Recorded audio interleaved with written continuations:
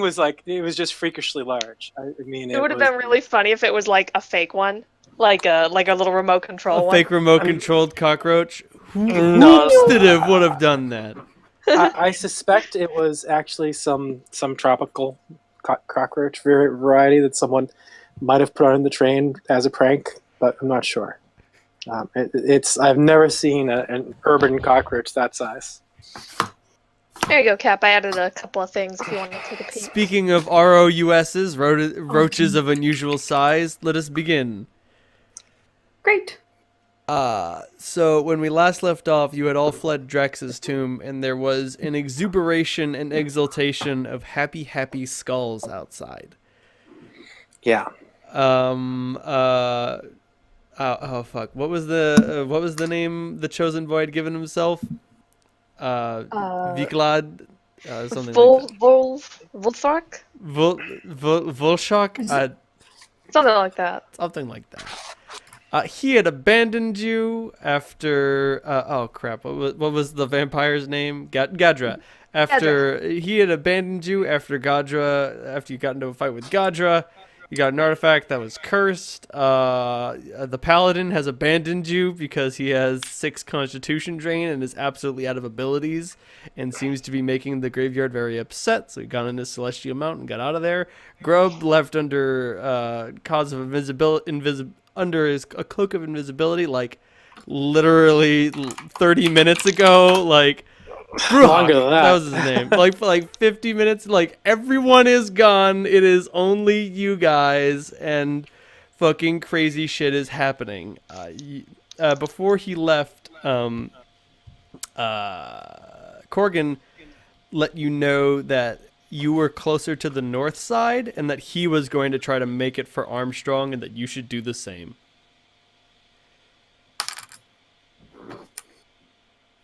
All right. Any objections? No, let's get the fuck out of here. Good. Start running. Give me athletics checks. Well, Clementine. Cap and I have some plans. We do. We need to put some hella distance between us and this tomb. So Holt's going to look over to Clementine and give her kind of a nod, and activate his headband to turn into a winter wolf. You a wolf now. Ooh. You already used the ice breath this iteration, I did. but you can use the ice breath while you're in winter wolf form, which is just a kind of funny thing. You're like, oh, huh, that's a winter wolf. Those things are domesticatable and they're really big. Oh god, ice breath! Oh, that's the athletics roll? Athletics rolls, everyone.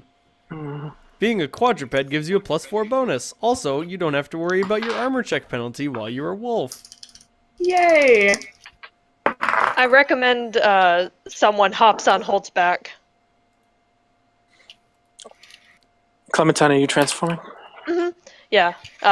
Clem's also going to become a big wolf. About to say, I think you're out of elemental shifts. I can become a dire wolf. Dire wolves are nice. Dire wolves are fast. I will be a dire wolf.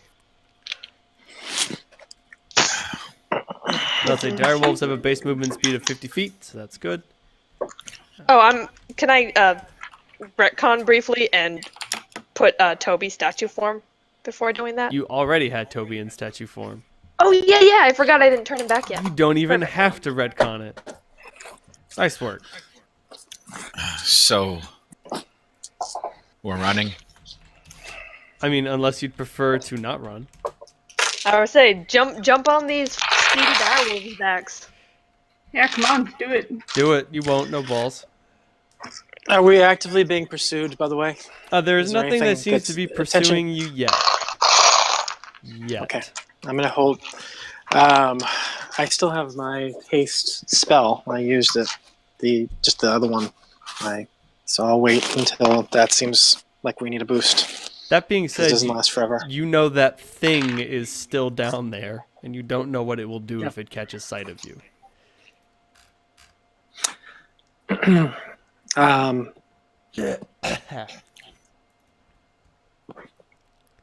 Winter wolves are immune to cold, but vulnerable to fire. I will remember this. So it's just 4 of us, right? Yep, just the 4 of you. I guess I'll take Clementine then. Cool. You hop on the Clem. And you guys make a very good pace. Oh, hold on. This Rye wants to lighten the load up. Dropping some stuff. Yep. Oh. Is there a sword being dropped?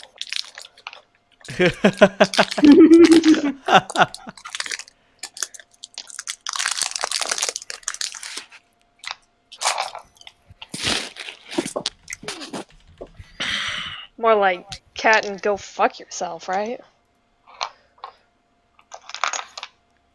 Later, nerd. You still need athletics. Who? Do you still need athletics from us? No. I don't need athletics from Solandra because she is riding a Clementine. And Rivo already gave his athletics.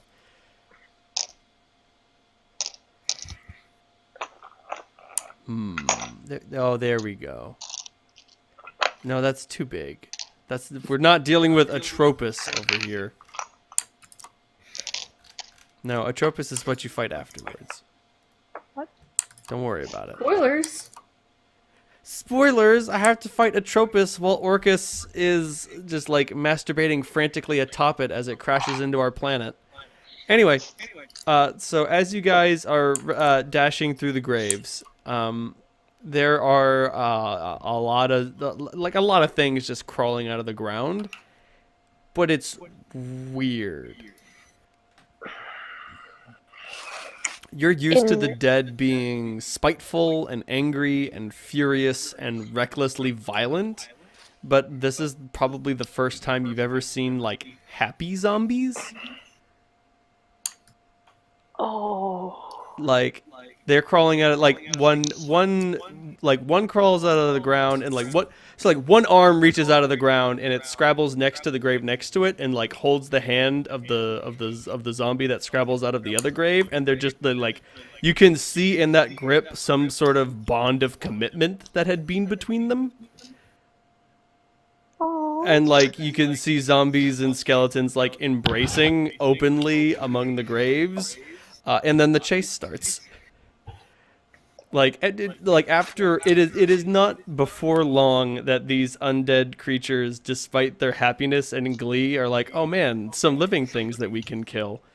I'm so glad that we're back among the world of the living. Let's help them join the ranks of the dead. Thanks. I hate it. And the many myriad zombies give chase on all of you. You're all pretty quick, so, nothing to worry about. Oh, I should mention, 3 skeletons come together and, merge their bones into some sort of 3-skulled monstrosity. That, it's got 4 legs, 4 arms, and then, a lot of the other bones of the spine, arms, and legs are appropriated to turn into a staff.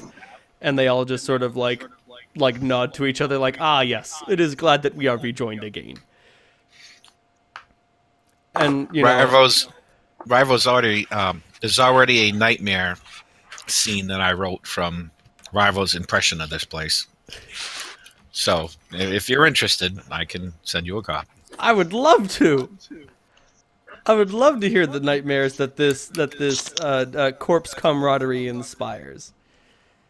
And the undead here are not in a every zombie for themselves mentality. There are a lot of people who are dragging corpses out of holes and stuff, and the larger zombies are picking up the legless ones and carrying them around and being like, "Don't worry, we're all joined here in the ranks of the dead."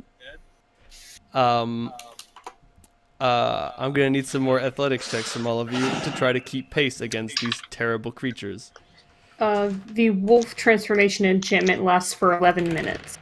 Well, that will definitely give you some ground away from the tomb, which is, step 1. Get away from the tomb. Once things start looking dangerous, I can cast haste on everybody, and I can keep that up for 12 rounds, so 2 minutes. So if we need a burst at the end. A burst at the end? Well, let's see what you got on your rules. Holt, don't forget about your armor check penalty. It's in play now. Is it? It is when you're no longer a wolf. Oh, that much time's passed? Oh yeah, like you get it will take okay. hours for you to flee out of here. Oh, okay. This is a well, big bitch. Let me re-roll that then. Oh, you mean my 0 armor check penalty? Oh well, then never mind. The 25 stands. You just Mine'll don't get be- the +4 bonus. Yeah. Mine'll be -1. Oh, I see. That's fine. It'll be 21 then. You guys are making a fantastic pace away from this merciless tide of the undead. Unfortunately, do you remember the first time you guys ran out of here and things got bad? And there were paladins that helped us at the end. Okay, well, I've got some bad news. There are probably not any paladins who will be able to help you anywhere, and I have some worse news, which involve the gigantic ball of corpses which formed once before. No. And, like, the thing is, like, when they had formed previously, they were just sort of like this weird loose confederation. It just sort of like a literal snowball effect of just dashing zombies. You get too many zombies together and they all just start running up, and eventually they'll just like someone's gonna trip and then someone else is gonna fall over them and then just but this time they're organizing. They're doing this on purpose. Like, other zombies are jumping up on the ball, and, like, they are just having a grand old time. They're just tickled pink to be here together. Perhaps tickled a little too pink, if you catch my meaning. If only these corpses had genitals. If only. No. Oh, boy. Bother. They are so happy. But you guys are able to keep pace. Actually, in their giant ball form, they are slower. Small miracles. Yay! Small miracles, tiny happinesses. So who's the slowest? I think the slowest is Holt at 30 feet. Yeah, I'm at 30 feet too. It was good to know you. So, however, I can supplement it with flight when I need to. I haven't used any flight to speak of. I think just 1 minute. I'm about to say, this is like a couple hours dash. Like, Right. Keep running, don't stop. I'm gonna need another round of athletic rolls from y'all. Yes, sir. What is this thing gonna get on athletics, I wonder? Oh, that's not a good one. Nothing. Hmm. Oh boy. Actually rolled. Bye, guys. The other ones were very low, so this will be weird. Because I have +14. Right. But you roll a 6 and that comes out to a 20 and you're like, oh man, you're really good at this. And you're like, no man, I'm having a bad day. So you guys start running. This thing starts gaining on you Indiana Jones style. And up ahead, you see a familiar sight. Corgan is on his horse. He has opened up the nearest gate and like he is fighting a desperate retreat. It sucks when your constitution. He's got 6 constitution drain.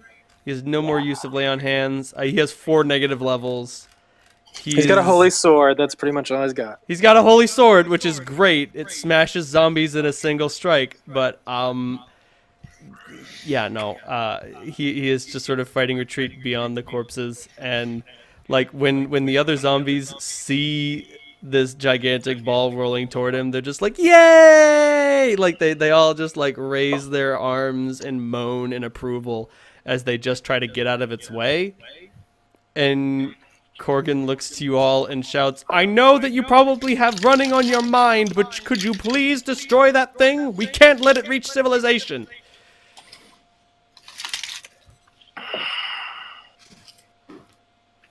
Okay. Let's see what I've got left. And I mean, obviously, you are by no means obligated to destroy the writhing corpse pile. but I mean, it's probably a good idea that you destroy the writhing corpse pile. Don't worry. I've got I cast Wall of Fire. Oh no, not wall of fire. I'm gonna. Second, let's see what I have from.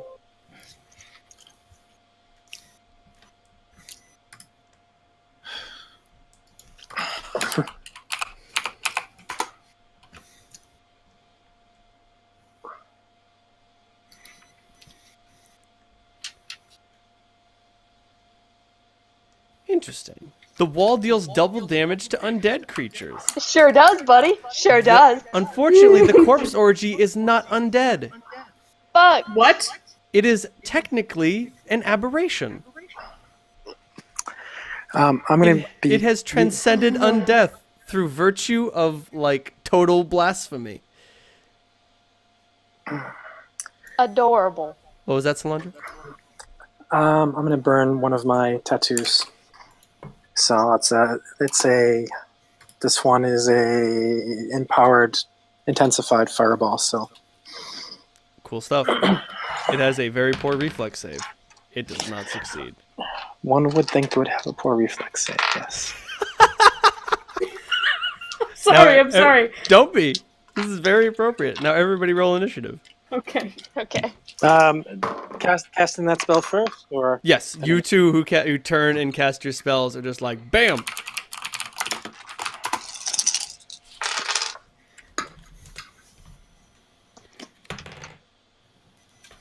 Corgan would love to help you fight this thing, but that will definitely kill him. Then you should get the fuck out of here. Oh, that's what he's doing. Good. Is he?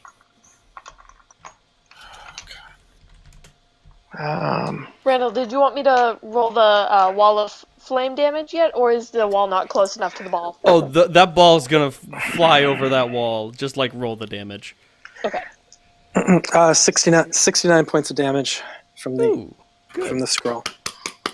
How far away is it? Like, should I roll the 2d4 for creatures within 10 feet and 2d6 plus 1, because, just like, 2d6, it is, okay. like, you guys were not able to gain much ground against it. Especially Gotcha. not you, Clementine, and not you, Holt. The Yep. person who was furthest ahead was Rivo. He was basically... I would assume that Rivo would not get too far away from his friends, even if he had the opportunity to. Like, he's probably... Like, he is probably within a turnaround and charges distance, but he's not, like... So 10 who feet can ahead read or the whatever. who can read the damn glyph that I know? It takes 10 minutes to cast. How long does the death ward take? Death Ward? I think Death That's an Ward... action. Yep. Death Ward cast time is... Yep, one standard action. Yeah, but Death Ward's it's best against things that drain the life out of you. I don't think that thing is a life drainer. This thing is not a life drainer. It It's creates life, so to speak. Lovely. Did you know that the undead can reproduce? In a manner of speaking. In any event. In the same way the mind flayers can reproduce? Sort of. But Rivo, Solandra, I need initiative rolls, please. Oh, sure. Shit. I fucking need to kill something. Oh, Rivo's just gonna keep going. Alright, later, nerd. Fuck Okay. this shit, I'm out.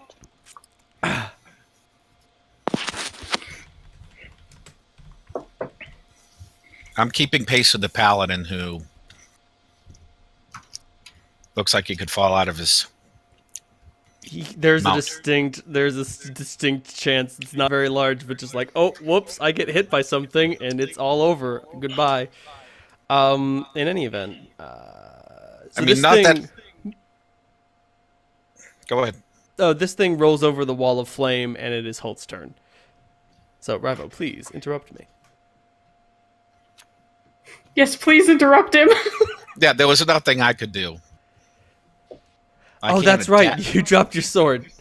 You could conceivably punch the beast, but I Please wouldn't do recommend not it. fist fight the ball. Do not fist fight the corpse orgy. Does this thing have combat reflexes? It does Man, not. I wish I polymorph. I don't know if Alright, you can so- polymorph this thing. No, I wanted to polymorph Rye. Oh. Boom. But I I am a can't do tiger that. now. Oh, he'd love that. Right? He would. So, Holt, your turn. He'd run off. You want Gigi be back? So is this thing rolling in like a straight line? It is rolling in a straight line. All right, cool. Well, Holt did not go to the Prometheus school of running away from things, so he's going to.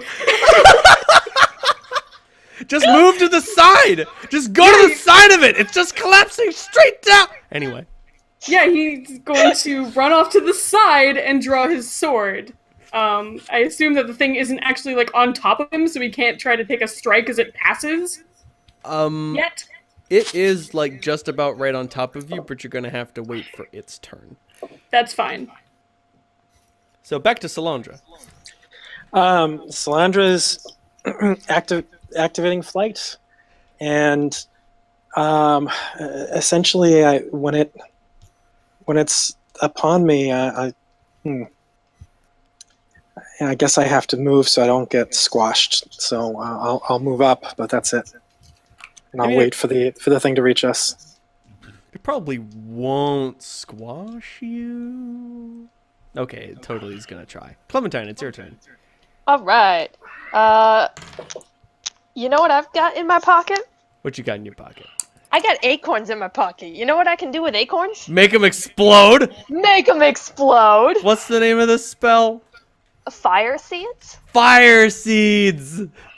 Druids get the silliest spells. Right. So, as many as 4 acorns turn into special thrown splash weapons. An acorn grenade has a range increment of 20 feet. You're gonna have to wait for this thing to get closer. But you The can acorns definitely cast the spell Okay. and then ready the throw. Okay. I'm ready. My bad. You can't ready the throw this turn, so maybe you should cast the spell and then keep moving, and then. I would say if I can cast the spell and like step to the side, right? Yeah. Oh, you have a whole move action after that, so you could move Okay. 20 additional feet. Oh wait, you're Can't- a oh, wait, wolf. I'm a wolf. I can't throw. Okay. I will turn back into halfling form. Got it. You turn back into halfling form, which is a move action, and then you create the fire seeds. Yep. Okay. Oh, I can cast my my shocking grasp in advance. So I'm doing an acid intensified shocking grasp, and that'll be my spell strike when it Nice. comes. Clementine, how many acorn grenades do you make? Because It looks like I can have 4? you can have up to 4, but what's your level? 12. They can only do, between the 4 of them, they can only do 12d6 points of damage. So you could conceivably make like 4 3d6 grenades, or you could make 2 6d6 grenades. Or 1 2d6 and 1 2d4 and 1 10d4. The Master Acorn Grenade. Can I do, what was it, 2 3d6? 2 3d4s. My bad, they're d4s. 2 3d4s. Okay. Yes. I do this because I have 3d4s. Got it. Or so you can make 4 3d4s. Oh, sweet. Okay. You Gandalf up some acorns. Yes, exactly. Oh my god, that is probably the scene that inspired this this thing. It's like No, it's probably Willow. Farsi probably predates that moment.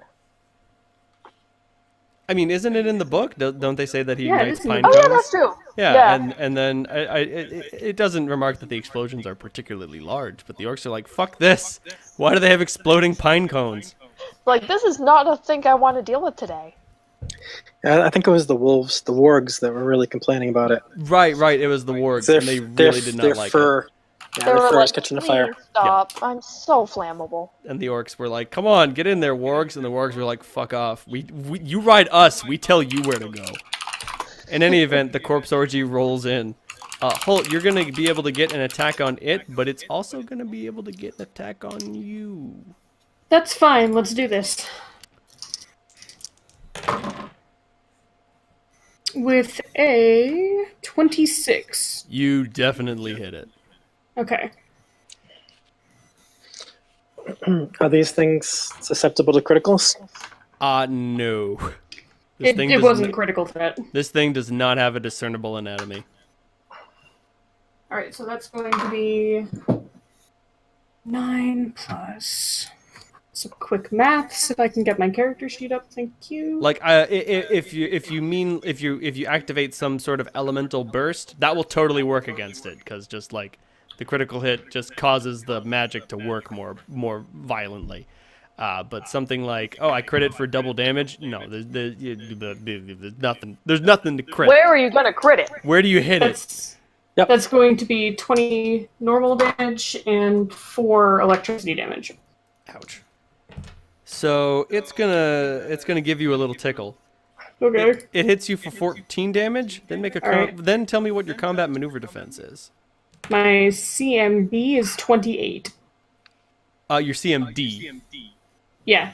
Oh, D is okay. in dog. That's 28. I've got so this thing rolls by you, and you're like, I am prepared to attack you, and it's like, so are we. And the mass of corpses like experiences like a bulge, and a whip-like tentacle of corpses reaches out, and you slash it with your sword, and like a couple of the corpses fall off and writhe in terrible agony as they're like, oh no, we're no longer part of the collective. This sucks. Also, I am returning to the dust of the earth. But another 4 of them grab you, and you're like, oh, this is unpleasant. And then they bring you into a giant group hug, and you're like, this is the worst! Oh, God! This thing is excreting on me! Okay. It's just, like, pretty, completely, totally unpleasant and awful. Like, certainly one of the worst things you have ever experienced in your awful, terrible life. Yeah. And then it rolls up to Salandra. You may get an attack on it. I can't use spell combat because I used movement to go up, right? Right. Okay.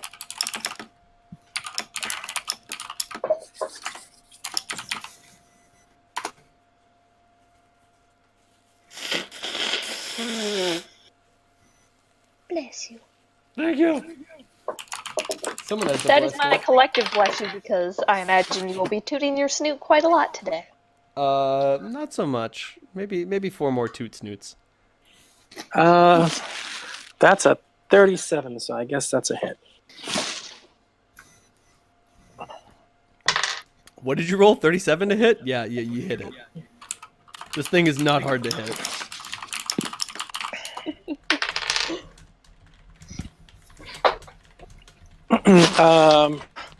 So regular damage is just 10.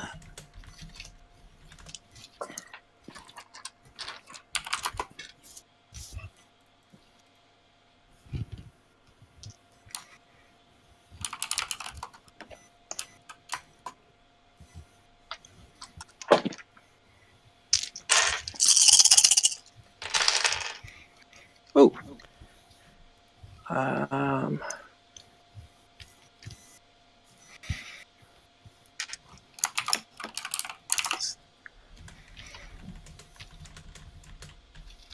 15, 18, 33. So 33 points of acid damage. Nice. Yes. Salandra, what is your armor class? 22, I think. Hold on.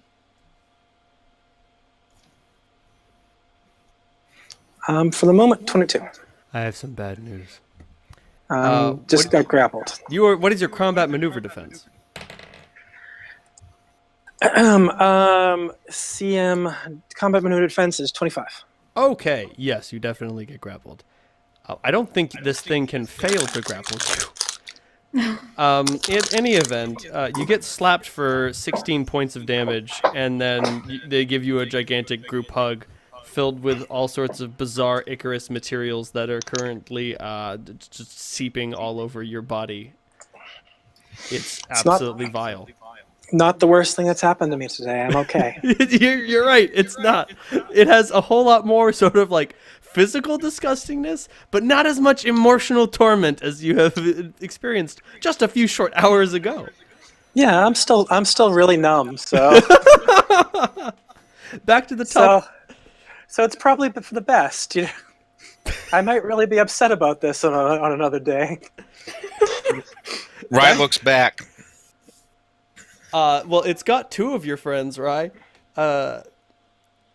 Holt, what are you gonna do? This thing is grabbing you. You could conceivably attack with your sword, but you're gonna need to make a combat maneuver bonus roll. Fun fact: this thing's CMD is not as high as you would expect.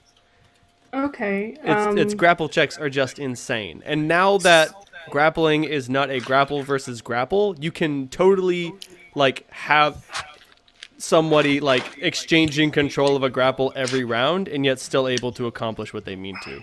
Behold the power of Pathfinder. Interesting. Can I, if Rye gets to me in time, can I pass off the fire seeds to him? You can pass the fire seeds to anyone. Okay, cool. Catch, boom. No, just kidding. I got you some grenades. So I get to make one attack with my combat maneuver? You can make a combat maneuver bonus roll, and then if you succeed, you will get an attack against it. Okay. Let's go with that. Let's try to hack myself free. So I rolled an 18 plus a 16. So a total of a 34? Yes. You overcome its combat maneuver defense. Wow. Wow. Wow. So one attack at full BAB will be a 29. That's a hit. Awesome. Oh, come on, baby. That will be 17 points of normal damage and 5 points of electricity damage. Delightful. So you are literally tangoing with this corpse that has hold of you, and it goes to give you a dip, and you're like, perfect, my opportunity to attack. And you chop up a bunch of corpse bits, do not manage to break yourself free, and also do not manage to prevent it from coming in and bringing you in for a giant slobbery kiss on the face. Oh. I have some bad news. What's the bad news? You've got zombie bile in your mouth. Oh, God, no. No. The thing about slicing into zombies is that they leak fluids. And now they're all over me. It's all over me.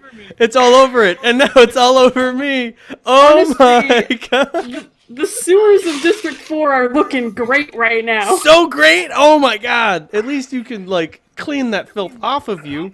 Wait, sorry. I just found rules for a fiery corpse orgy. Excuse me. Oh, shit. Stop this. That might be a little less unpleasant. It would be far less unpleasant. It would do more damage, but be way less unpleasant. It would be the same, but you would be dead, so you wouldn't care about it. It's the same amount of unpleasant, you're just not alive for as long. Please. Okay. Okay, back to the top of initiative. It is Solandra's turn. What's the story for spellcasting under these circumstances? Okay, so you took 16 points of damage, so you need to make a DC 32 concentration check, and then you need to succeed a 31 CMD roll, and then you need to make another DC concentration check, which is 15 plus twice the level of the spell you're trying to cast. Oh, that sounds lovely. Is that all? What about casting from one of my spell scars? If you can succeed against the grapple, it's just like reading a scroll. Okay. So you would have to make a CMD, a combat maneuver bonus roll against this monster, and then you would have to make a use magic device. But because it's literally a scroll on your body, you don't have to do that. Okay. So I need to make 2 concentration rolls for any spell that I cast. And a grapple check. Okay. But if you're going to use a spell scar, you don't. Because you're not casting the spell. You already cast it. Now you're just letting it out. The pedantics of magic. My favorite subject. Yeah.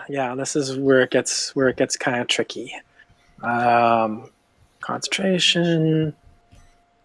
Oh, concentration is just your caster level. Right. Yeah. There are some other bonuses that come into play for the magus and for being an elf. So I have some other stuff. But it doesn't seem like it's a good bet. Okay. So I guess I'm going to try to overcome. What am I supposed to do? So you make a combat maneuver bonus roll? Okay. So just my combat maneuver bonus. Plus any bonuses you have toward grappling. Okay.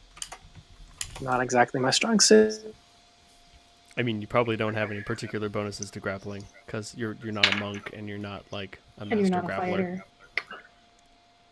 Or a reaping mauler. Don't go up against those guys. Spells with only verbal components, so they also would they also require me to overcome the combat maneuver defense? Only, or just concentration? Only for the damage roll that you took. Like, your ears are still ringing from getting grabbed so violently by these zombies. And I don't know if you've ever tried casting a spell in real life after you just got punched in the face, but it's super hard. Oh yeah, all the time. Whenever I'm in a fight, I'm like, fucking shocking grasp, nerd. And he's like, I took the witch killer feat, which means I get an attack of opportunity against you. And you're like, ha! No, you don't. I am casting defensively. And they're like, I took the witch killer feat, so I get an attack of opportunity against you. And you're like, well, could you not? Okay. Well, I guess I'm going to try to cast my Storm Step, which is verbal only component. So in that case, I just have to do the concentration. You said it was a 32? It was a 32, twice the damage you took. Okay, so I have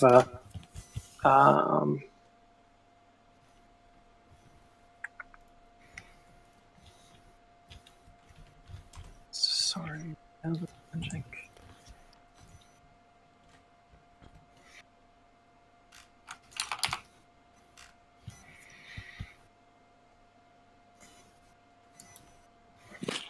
Okay.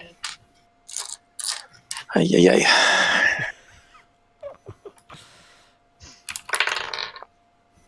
Okay, and plus 18. My math's off today. 34.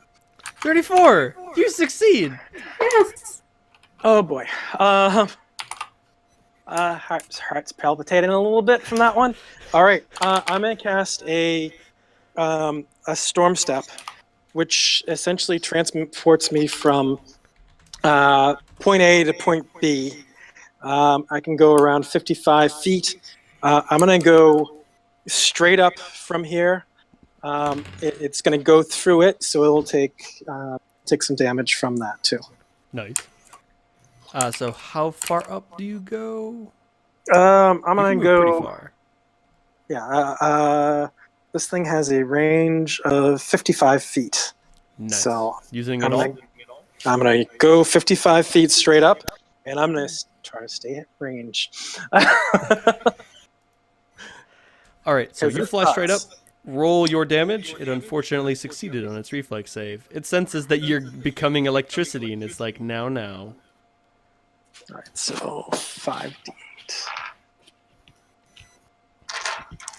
Huh, an unconscious or dying opponent can make a DC 25 fortitude save to avoid being absorbed. Dead creatures get no saving throw.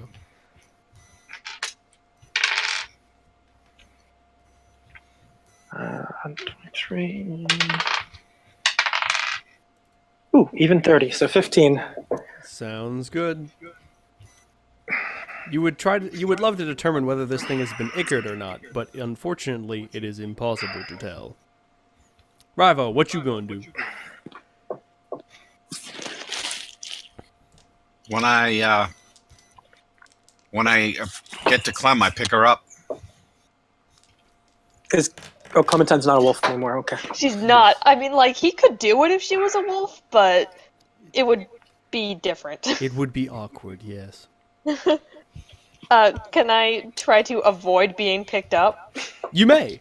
Rivo, make a combat maneuver bonus roll. Clementine, what is your CMD? Let's see.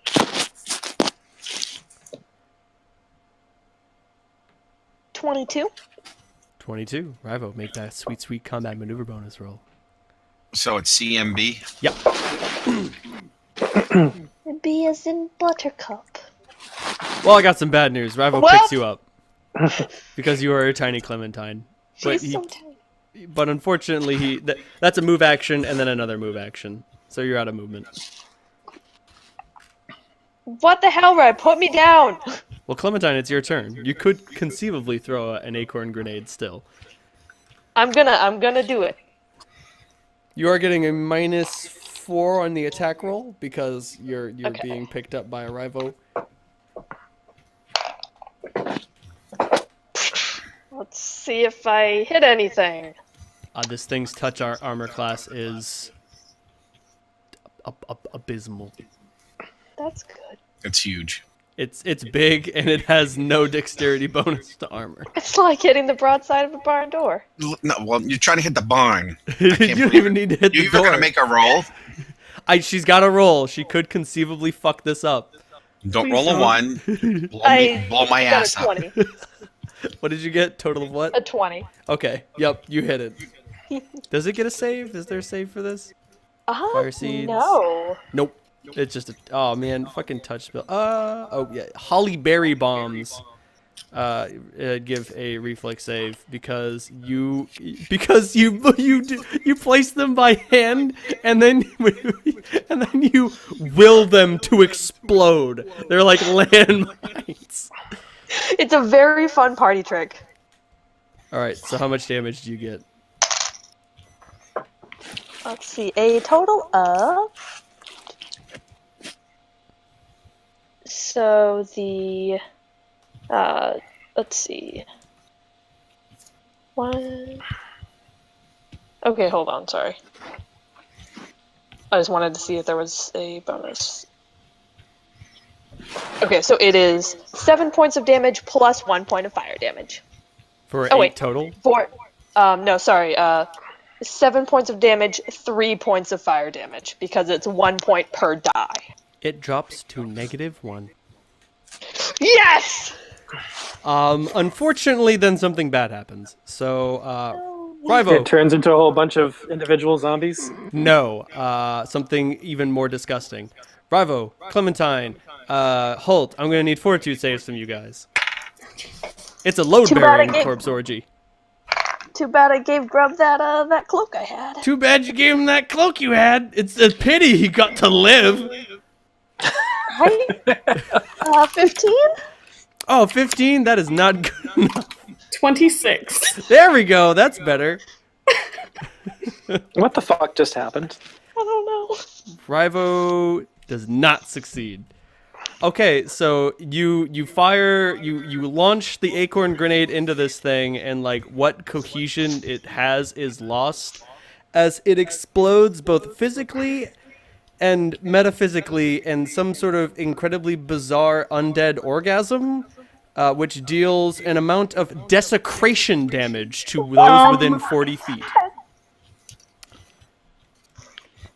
So, I was just outside the range. Hey. You were! That's why I asked specifically, how far away do you get? This is an important question. Yes, it is. Okay. Sorry, I was shocked by the word desecration damage, and I didn't hear what the actual number of damage points it was. I didn't roll it yet, so Holt, Okay. you take 18 points of desecration damage. Jesus Christ. And Rivo and Clementine, you each take 36 points of desecration damage. Oh, fuck me running! As a large pile of very happy glowing corpses fly all over the graveyard gate. Oh. Clem, how low are you? I'm at 10 hit points. Woohoo!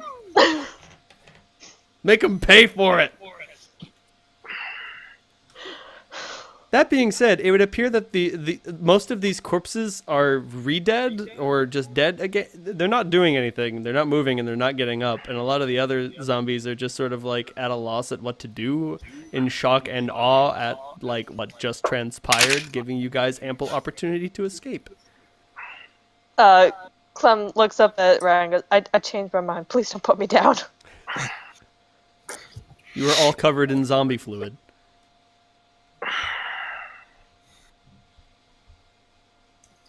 Desecration, my favorite element.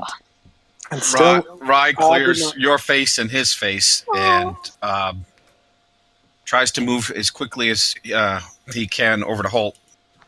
Holt's in the corpse pile. Yeah. Well, the corpse Okay. pile exploded. There's not much left. Yeah, it does that when it dies. Oh, Gott sei Dank. A corpse orgy can unleash a piercing shriek from the various heads captured in its form. The shriek deals 10d6 points of desecration damage to all creatures within a 40-foot radius around the corpse orgy. You get a DC 23 fortitude save for half damage. Creatures that cannot hear or have shame do not take damage. Or have shame? Or have if you are an utterly shameless heathen, this attack can't hurt you. Holy shit. And how does Rye? I would say, how did that does hurt Rye Rye? not qualify as that? Because I assume, basically, if you would be okay fucking the giant corpse pile, its nuclear orgasm can't damage you. Oh, okay, I get it. I'm so glad that this is a mechanic of the game. Isn't it great? Give me a second. I have to open a window because my heater is going berserk. Talk amongst yourselves and discuss how you're going to escape this terrible predicament. I mean, mostly you can just walk. Like, sorry, guys. Eventually, there's nothing left to stop you. The Holt's covered in the body juices and bits, and he's trying to pick them off of himself and get to his feet. It is difficult. He's in a lot of pain. Poor baby. I would say, not to like meta or nothing, but what's Holt at for hit points? 21. Okay. Which, for him, I would say that's percentage-wise, like a considerable percentage of his health. yeah. Oddly enough, Solandra's probably got more than both of you combined, but she's probably more fucked up than both of you combined. So That's a good point. Though, I don't know, Holt had some shit he's too. fine. Don't worry about it. It's fine. Don't worry about it.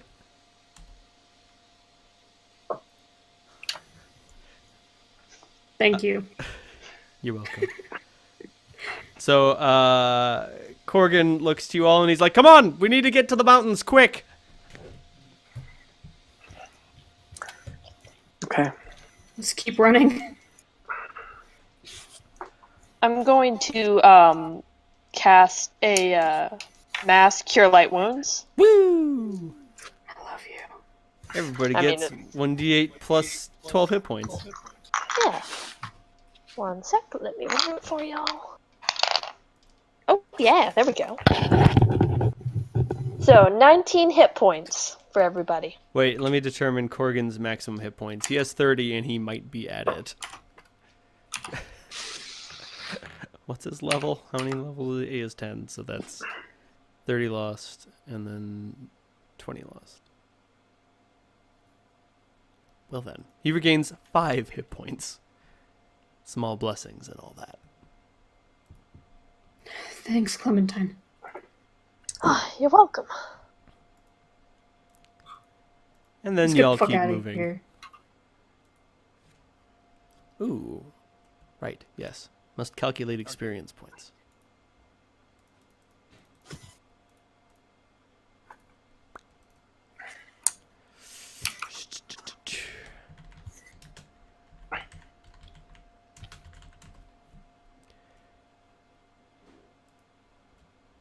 You guys keep running, and you make it to the... So, hey, Vernal, just a quick question. If I had cast Black Tentacles while there were still zombies, would that have kept them from forming into the corpse orgy? No. That would have stopped one pile like that would have stopped an insignificant number of zombies from forming the corpse orgy. Fucking black tentacles.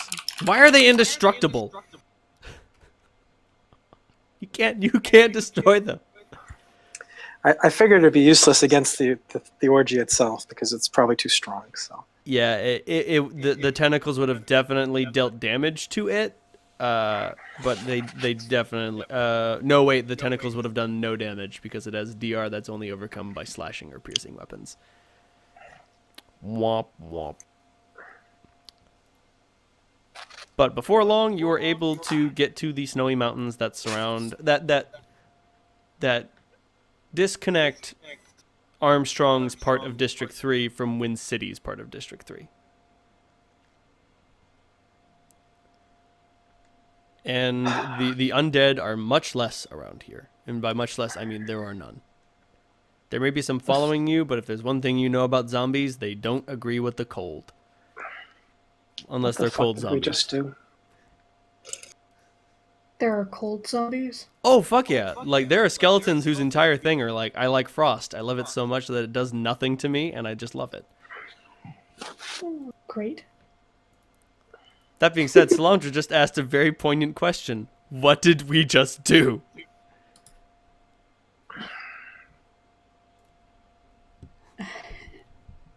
We got the key. Is it We have fucking worth to it? warn Wind City and Alexander and my dad. Corgan pipes up. We're averting one disaster. We're creating a disaster now so we can avert an even greater disaster tomorrow. Maybe. Maybe? Maybe. Without Maybe we that, just. without that key, the Dragon Emperor is going to come here and take everything over. Maybe Even if maybe it works and maybe it doesn't work. We don't have a fucking clue. But we sure as hell created a disaster today. then the Chosen will have to deal with it. Yeah, they're so great at dealing with crap. Aren't they? Corgan is trying to do his best to cheer you up.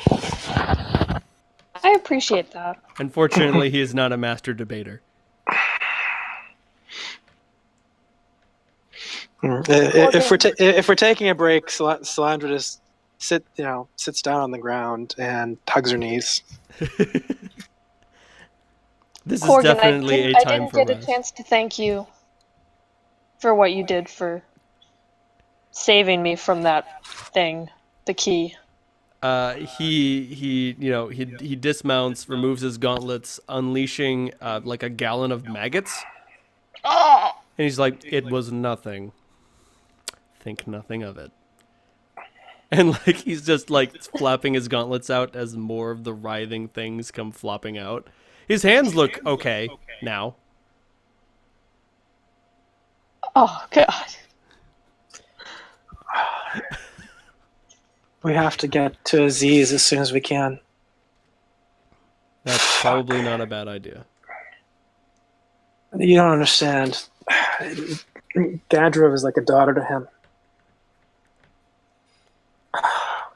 She's still out there. Clementine, you remember Aziz? Can you send him a warning? Of course. Ooh. Write the message you send to Aziz. Actually, Solandra would. Do you want to write it? No. I I will. Well, I hate to say it, but we should probably put some more distance between us and the graveyard before we start writing letters. I'd say now is okay. Corgan pipes up and he's like, "It's okay to write a letter, but we won't be able to sleep yet. We're probably gonna have to march through the night." Okay. Can I run a heal check on the party? You may.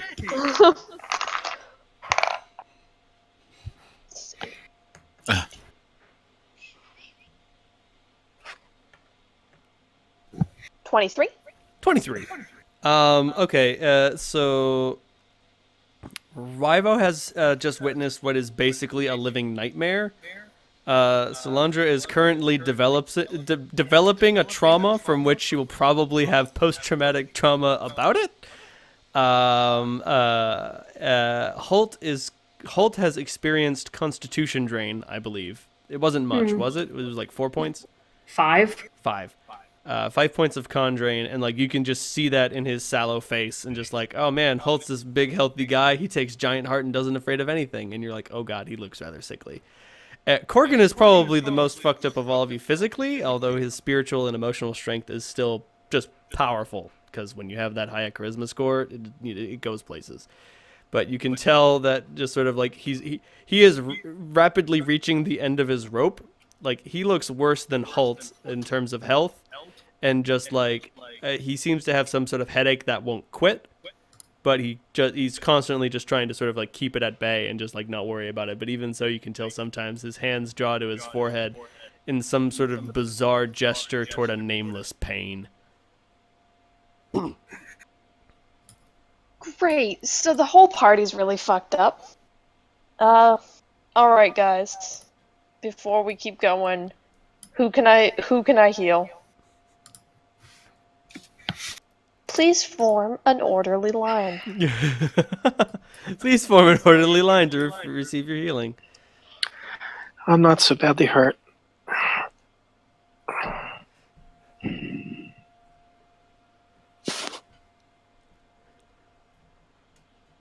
Guys? I think Holt and you are the people who need the most physical healing. Okay. Yeah. Like, literally, Corgan is 55 hit points down, and he cannot gain any more. Yeah, he's fucked from his conjuring. He needs like a... Is there a greater restoration in Pathfinder? No. There is! There is. If only I could cast it. If only there were some very powerful clerics around. If only there were any clerics around. If only. Holt will come forward. He's like, I don't want to make you waste your spells. Like, I'm okay. It's not wasting them. I can cast them every day, Holt. Also, unlike Solandra, a druid and cleric do not need to prepare their spells. They just need to... There is an appropriate time of day in which you pray to your goddess, and if you miss that time of day, you lose your spells. Oh, fuck. Which is just weird. No. It is. That's rough. Fuck no. Solandra, would you like to share your pain with the rest of the class? Remember, you need to bring enough for everybody. Solandra just scrambles up from where she was sitting and goes off to the side of the campsite and starts retching violently. Oh. Alright, let me see what I've got left for heal spells.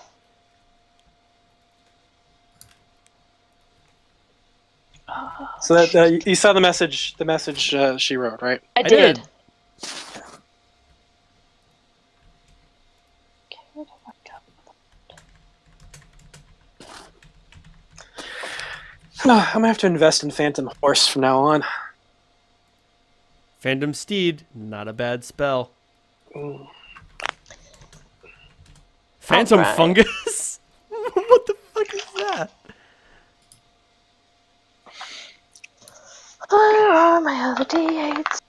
Oh man, at 10th level, the mount can walk across water. And at 12th level, it can walk through the air. And I'm 12th level. That being said, it does have to concentrate on walking through the air. So if anything happens to it, it will fall like a rock. But hey, Solandra can come out of a nosedive.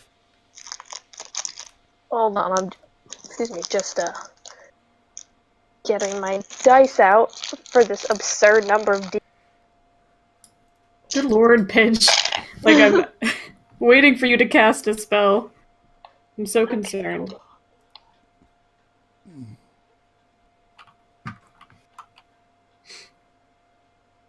Holt, you heal for 30 damage? Oh, thank you. You're welcome.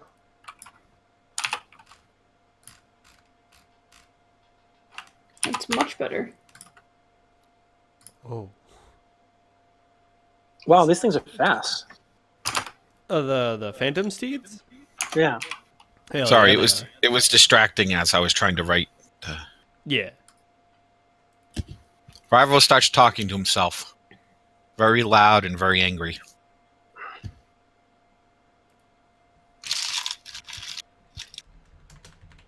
Doing math real quick. I'm just waiting for Pitch to finish math.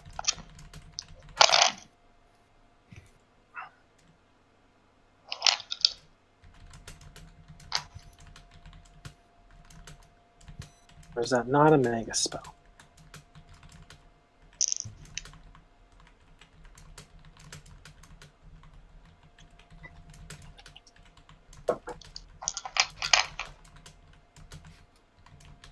Rival was probably going to have this conversation anyway with somebody. I'm kind of surprised this is.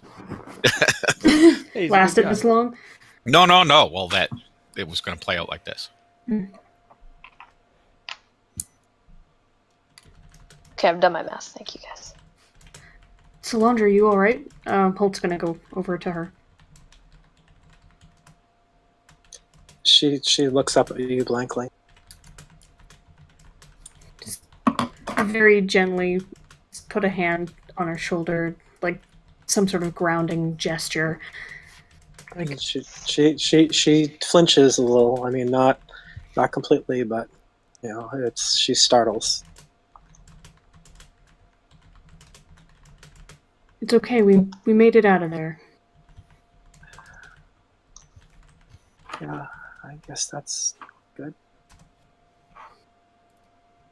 It's good, it's a start, and just I think we're doing the right thing. With the keys. It's what has to be done. Maybe. Maybe this. I'm confident and I believe in it. So we're going to see this through to the end and then we'll face the next thing. And we're going to face it together, okay?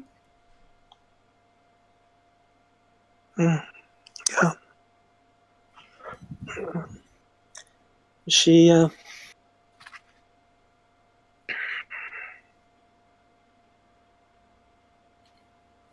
Okay. she left me because she was getting old and I wasn't. And she didn't want to do that to me. I know that's why she left. You don't suppose that she want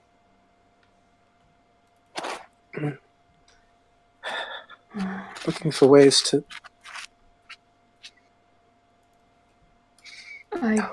No. Solandra, I don't think that. I don't think that that's what happened. She probably went searching for whatever arcane answers called to her, and something evil found her first.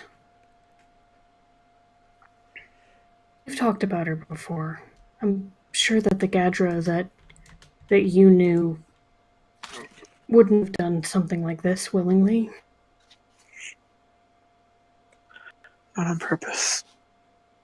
But she might have gone looking in the places where you look for stuff like that. Wow.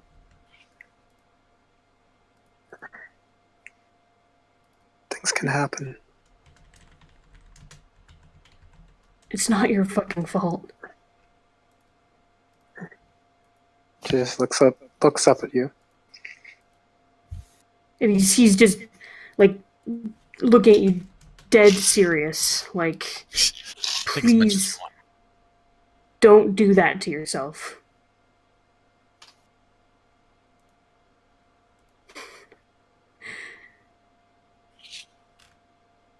Because that's gonna eat away at you, and we need you at the top of your game, Solandra. I'll come out and say it. We just need you to focus. And maybe once we're done here, we'll find a way to help your friend. as far as I know. One thing we can do.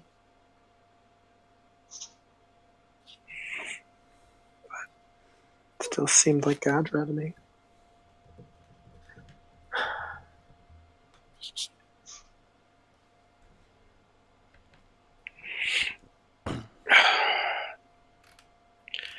We were together.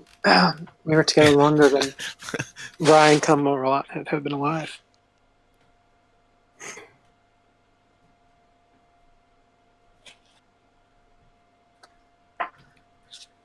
Fuck.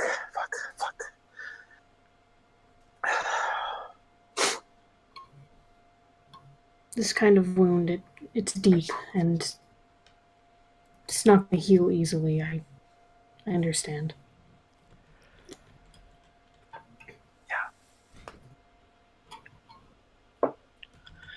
Yeah. Not in 500 years.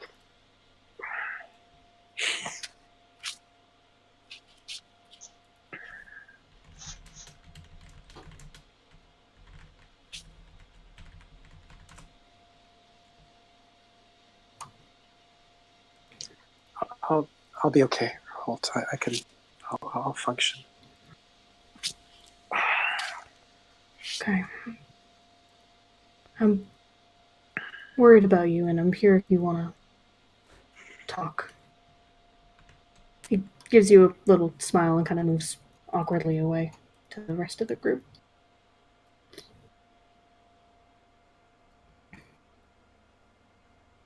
How's Corgan doing?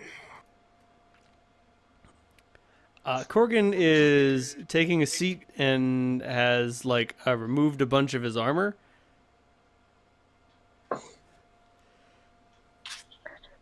And he's just he's fine. It's fine, don't worry about it. Well, I guess I'm distracted by this then, as I read in the chat. You heard Rye. The first comment at 607 was allowed, and he was aggravated. And Yep, then I remember that. Had my conversation with Solandra instead. You're welcome.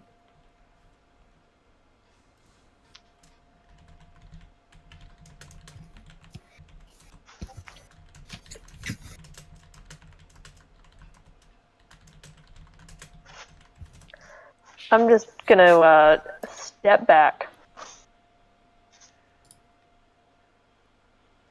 How does he fare after the outburst? Like, it's pretty clear that it's sort of like a sort of fleeting, passing thing.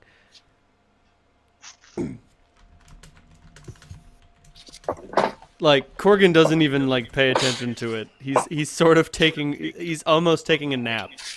Like, he just lets his breastplate slip off, and he's finally able to just sort of lie down for a minute. And I don't know, there's something strangely serene about it.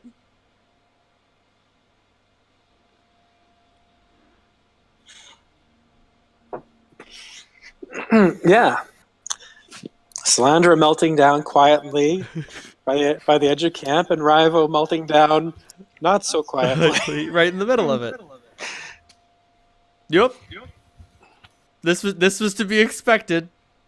Mm-hmm. When you have as much charisma as Corgan, you just don't let these things faze you. What a good guy.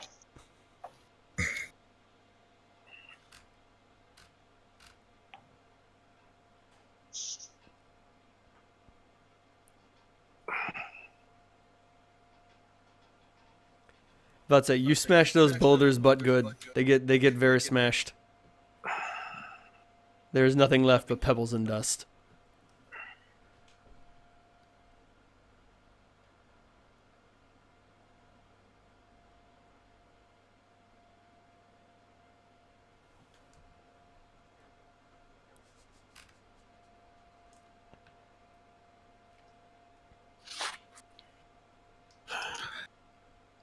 About to say, hold. If you want to talk to Corgan, go right ahead. Rival's fine. Don't worry about him. No,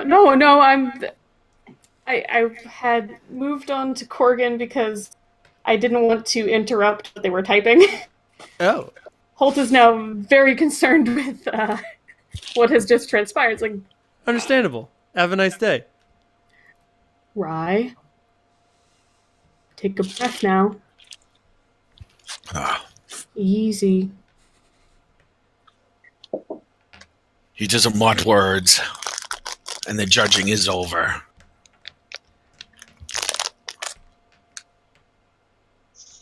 Come on, let's keep moving.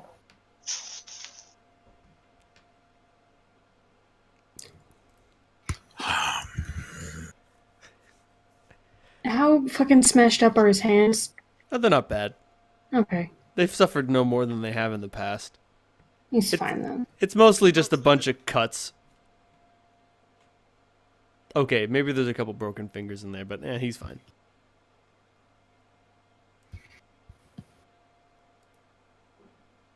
I'm gonna let him walk it off before asking if you want me to hit him with some heal magic. Can everyone hold it together enough to keep moving, or... Corgan pipes up. He's like, I'm ready to go if you are. Alright then. Can I extend Corgan a hand to help him up? Thank you. Yeah. Puts his breastplate back on. Couple of latches. Couple of little belts. Picks up his greatsword. Puts it in its sheath. Our work is never done. And the march begins.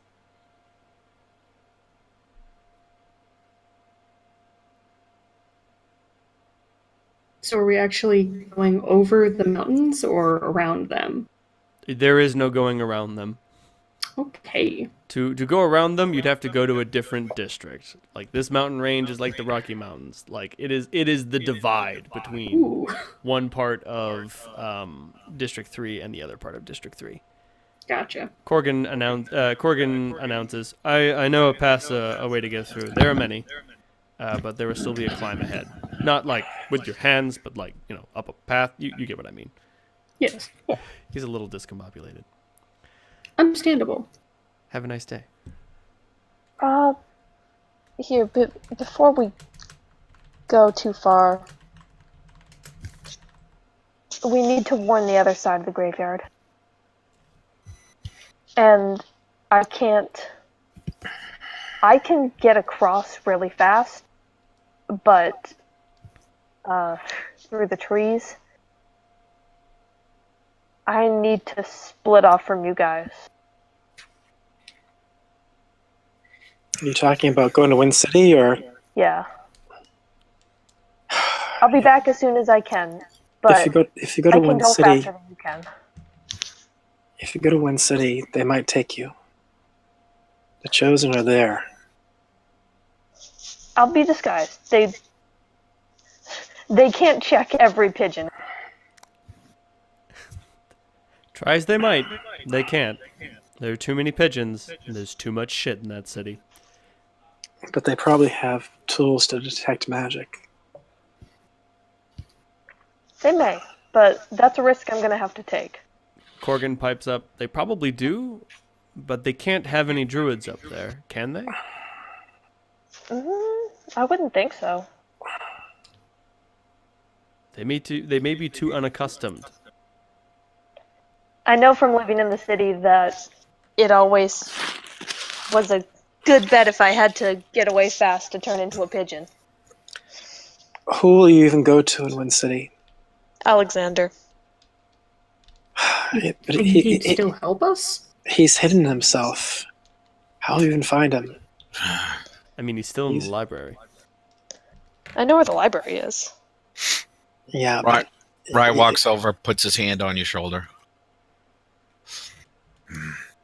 They know. This is a big forest. It's on fire. Trees are falling.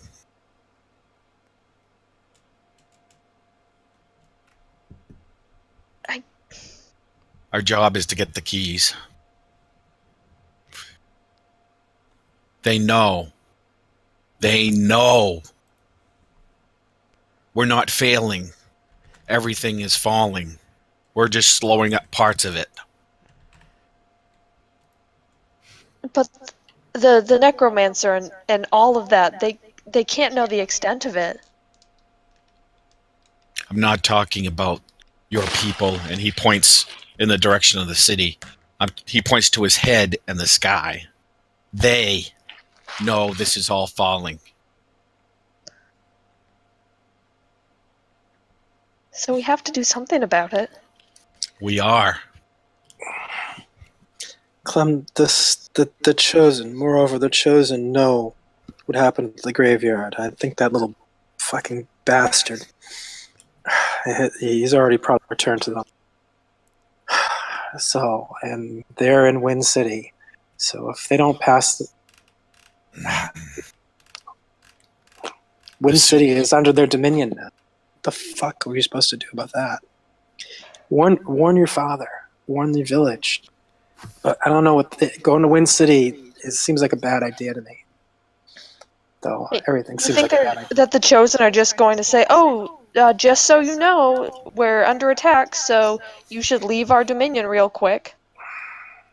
They're going to let them all die.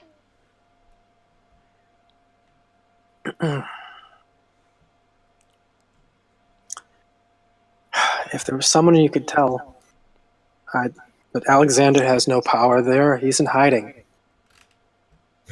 Do you have your key? He points it, Clem. No, we hid it in the jungle.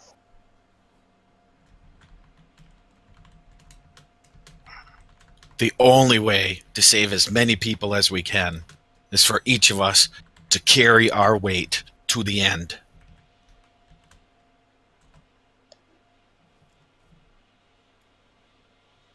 I respect you wanting... Once we take all of the keys, sure, we have them, but we don't know where the city is. And the keys without the door is useless.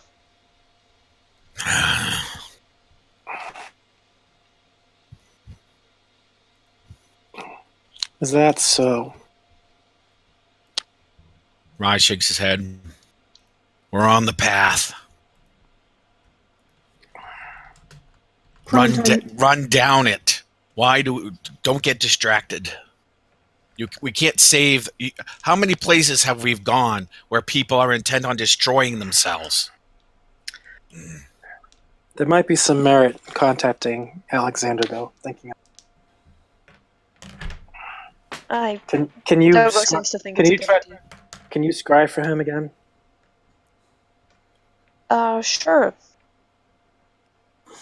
I don't think giving a warning to him is any use.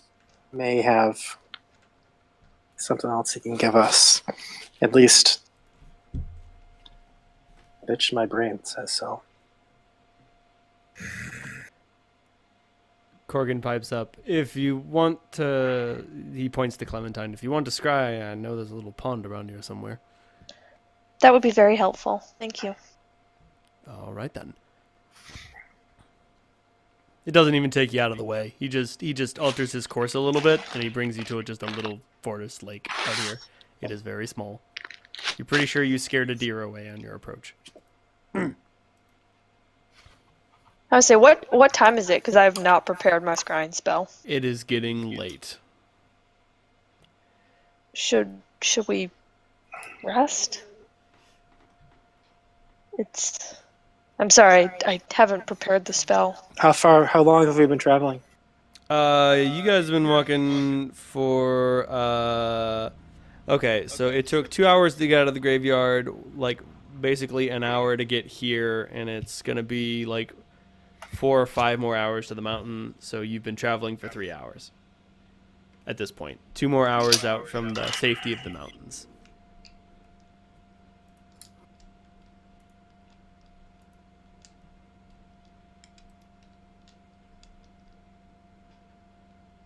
How much longer can Corgan hold up? Oh, Corgan can hold up. Oh, actually, that's a very good point. I was gonna be like, he can hold up forever. He's a paladin. No, he's got 4 negative levels, and More concerned about the Constitution. thing. About say N6 Constitution drain, but he's holding up pretty good actually. Hey, how about that aura of resolve? Am Yeah. I right? Sweet, sweet aura of resolve.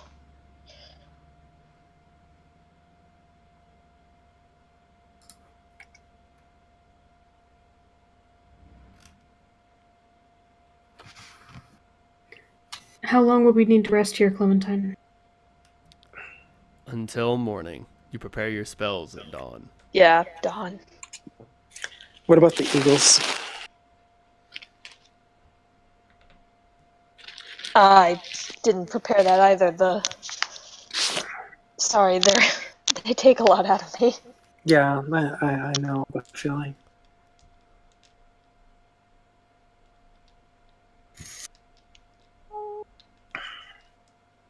What a sweet lad.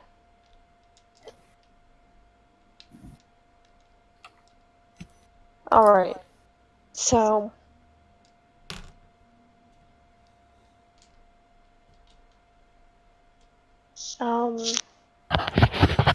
Hold. Yeah. Would you help me write out a couple of letters to Mhm. some people in the district? Thank you.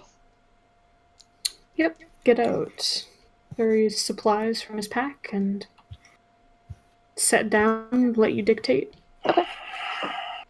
I'm just gonna post them in Gen Chat.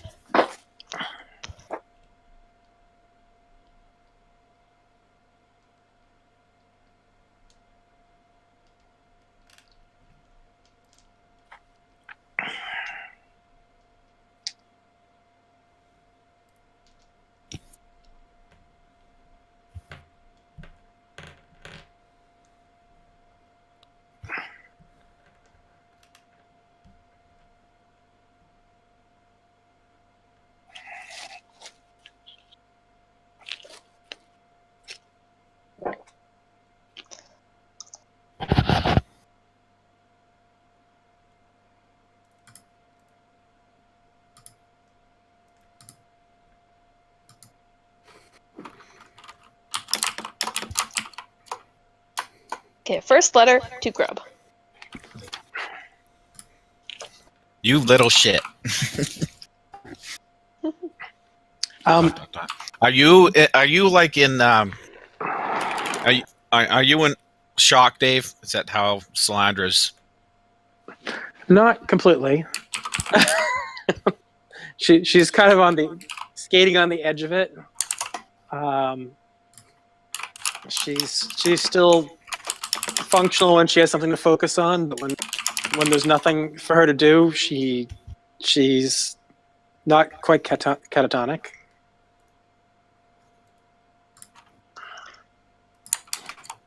I mean, she's definitely on autopilot.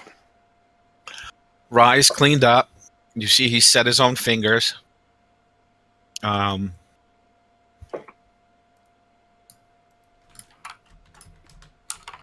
He kind of makes eye contact, nods.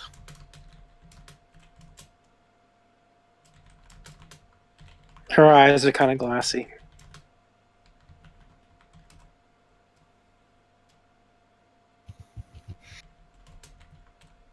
He reaches into his pack, pulls out a tin, hands it to you. A what? The A tin tin. of cocoa. She takes it. He nods you. and walks away. She doesn't really register what it is or anything. Well, then he Questions for later. he stops, puts his arm on you. Go fix it. Have some.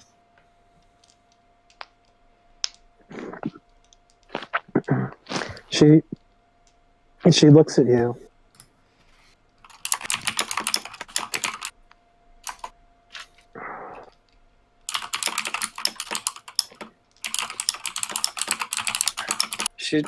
Her mouth opens. She doesn't say anything for a second.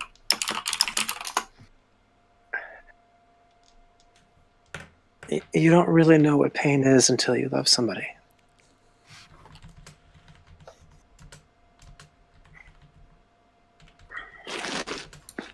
Okay, Rai is he's kind of nervous. He looks down, and defensively, he reaches out, and puts his hand on your forearm, squeezes it. It's almost a defensive thing because he doesn't want the intimacy to. I don't know. That's his version of a hug in this situation.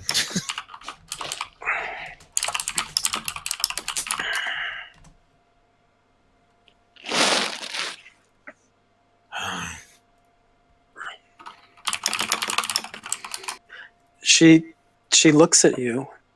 You can see her sort of struggling to come up with some sort of response, but she's just and she just sort of sinks back down. He takes the tin from you.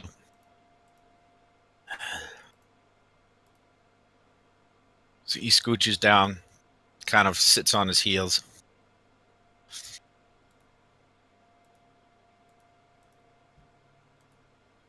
We may be in this arena. This may be our final fight. But all we got to do is stand it. I can still fight. I can always fight. If there was something to kill, things would be a lot better right now.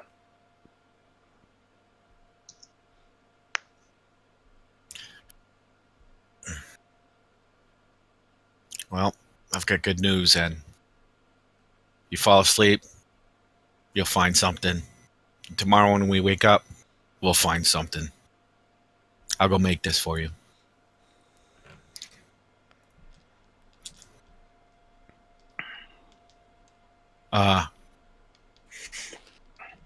Hey, Knight. I go over to the Knight. Yes, You know how to make this shit? I absolutely do. I kind of nod over to her. I nod over to the others. They could probably use some. Fair enough. Help yourself if you want. There's enough for 4 of us. So I could water it down, but if you No, don't mind going without. You 4. I'm good. I figured as much. He goes and collects some firewood. Quick question for Reynolds. Shoot. Who would I want to send the letter to in my village? You could send it to your father. He can't read. Oh shit! Yep, that creates a problem. Yeah, and stick figures running away. Yeah, scary zombies running away. There is a guy who is kind of in charge. Sorry, a gal who is kind of in charge. Her name is Idana. And let me look up the halfling last names. That's okay. She doesn't need a last name. I'm giving her the last name. Her clan name is very important. District 6 is rapidly becoming the least fucked up place in Septemport. Right? It is. Hey, Yeah, 4's pretty alright. I was about to say, fuck you.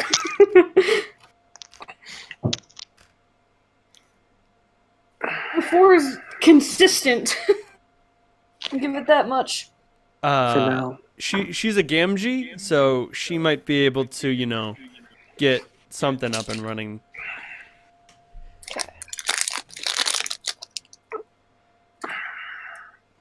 Thank God she's not a Sackville. Right? Or a Brace Girdle. She'd be like, no, we're gonna fight it. No. Don't do that. No, that would be the Tooks. The Tooks. We're gonna fight it! Don't do that. The Tooks would be fighting it, the Brandy Bucks would be tricking it. Or trying to drown it. Good thing that neither of them are in charge in this particular scenario. It's okay. We will drown the undead. They can't drown. We'll trick them. You can't trick them either. Shit, we're going to die. Clementine, how do you spell Adana? It's with an E or an I? Thank you. Welcome. Did Clementine know? She kind of shrugs. Alright, Oh, I'll just... I can't write. How would I know how to spell? Sorry. But you can read. Yeah, I can write a little bit, but not. It's easier to remember what the words look like when they're in front of you. That is That's fair. absolutely true.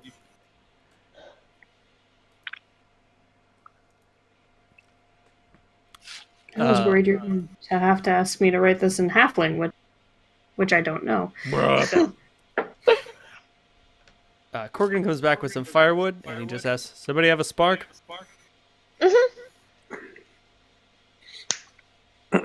Snaps your fingers like a badass.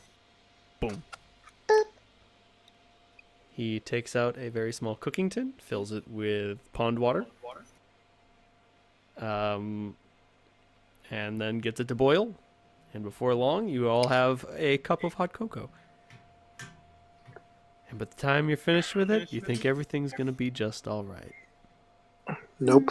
I've got some bad news, Solandra. If you want to try to despair, you need to roll a will save. This is Auntie's cocoa. It has magical properties. Coco was Gadra's favorite. Oh no! Oh, jeez. It was so rare in District 2.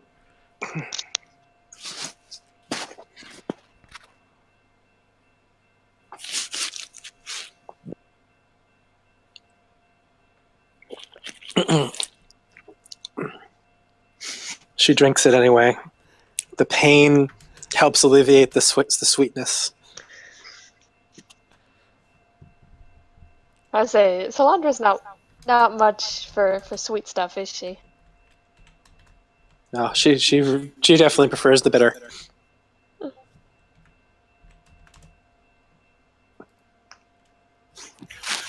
In any event, the messages go out. Night begins to fall. Ron takes the last watch. Does Corgan still have his paladin's watch?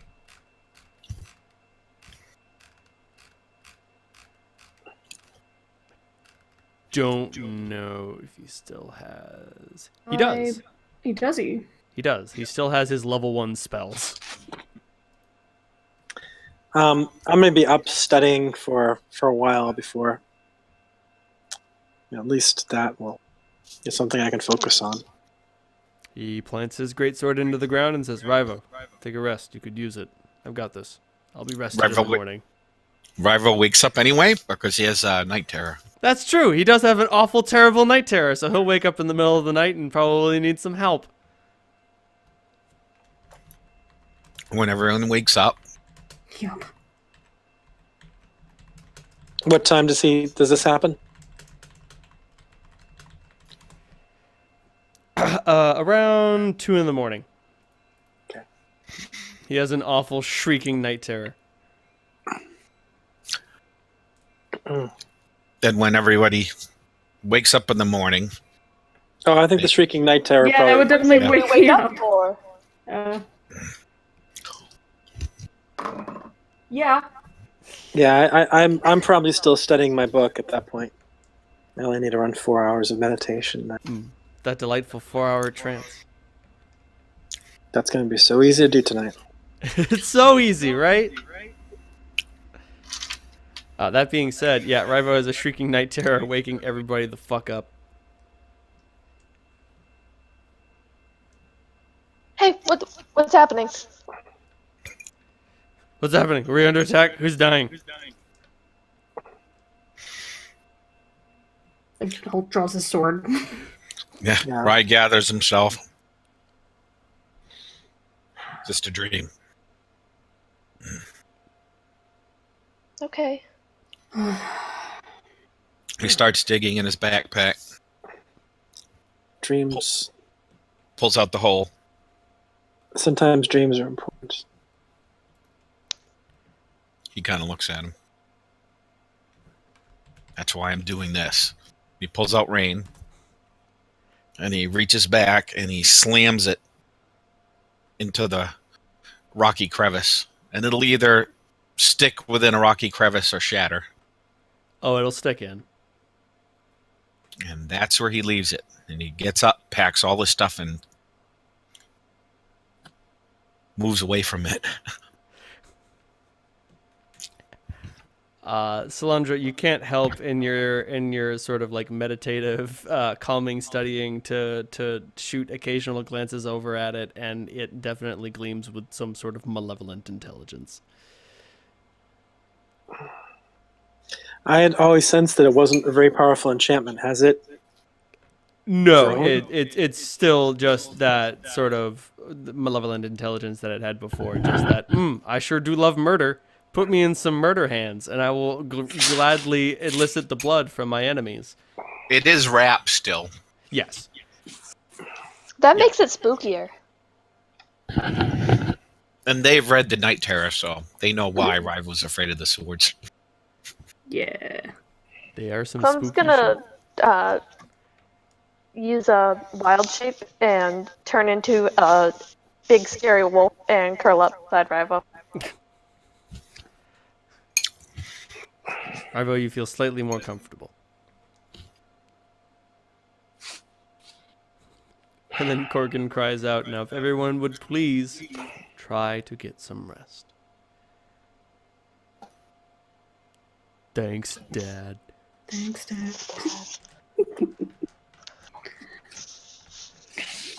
That being said, it's an uneasy rest for everyone. Speaking of uneasy rest, Salandra, give me a will save.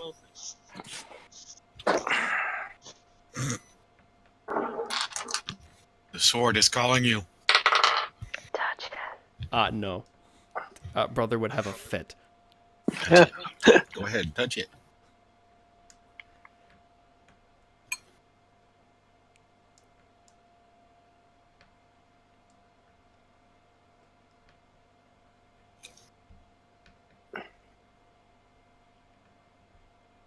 But did Salandra get on her will save?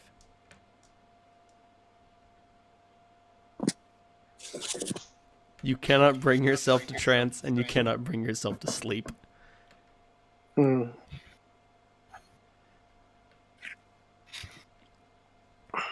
Studying your spellbook is just, like, impossible. You look at it, and it's just sort of like jumbled words and phrases. It's just impossible to focus. But the dawn does bring something. Tidings from afar.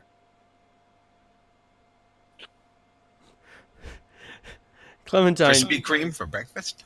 Oh boy, no. Clementine, you roll over as you wake up, and there are 4 birds on you, and you're a wolf, and they all just sort of like flutter, and then they all just land on you, and they all have little letters, and they're like, please. Shift back. Cuddle all the birds.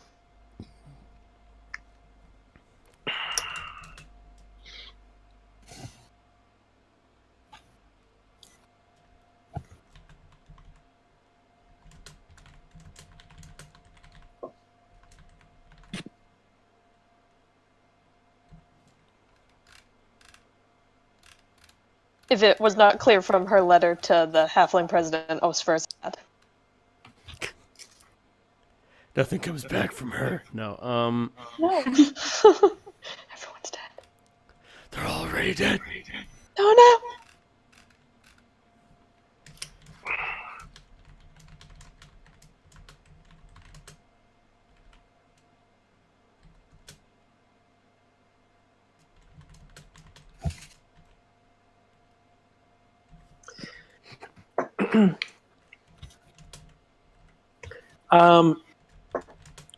So without sleep, does that mean I don't recover anything? No, you don't.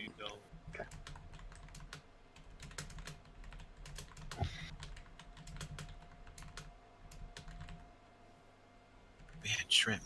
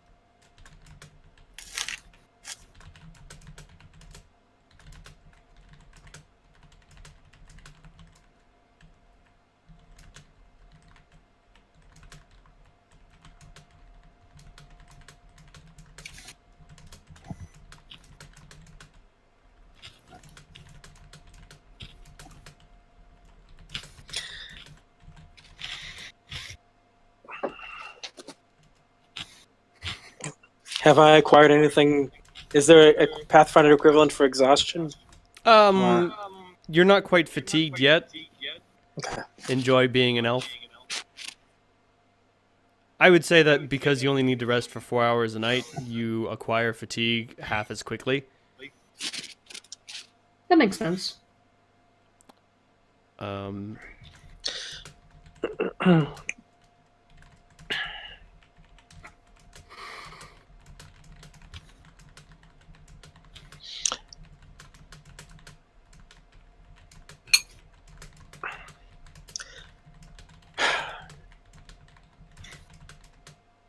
Holt. She goes over to you as you're rousing. Yeah. Thanks for the other day. He Wasn't looks much. a little confused. But yeah. Sure. It's no problem.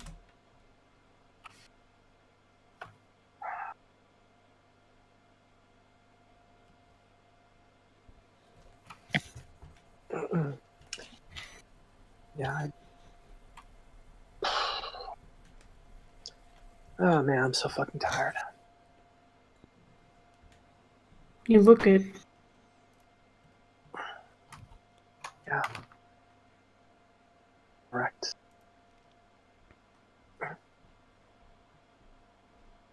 Rival, you up yet? He's awake. He's sitting probably, I don't know, 10 yards away from the campfire. And Clementine is reading the letters. He looks over at you. Morning. One. Sound like hell of a dream. Well, like I said, we'll find something today then. He smirks. I'm glad you finally got rid of this fucking...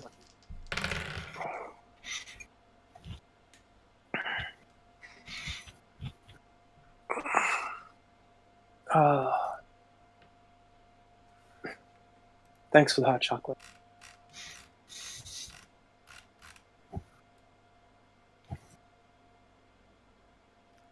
Corgan seems somewhat improved.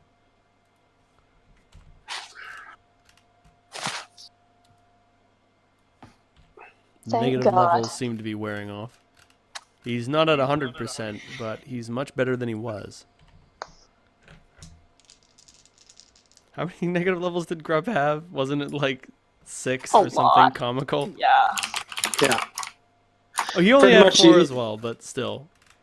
He had a lower hit point total. So how much do you cover from a long rest?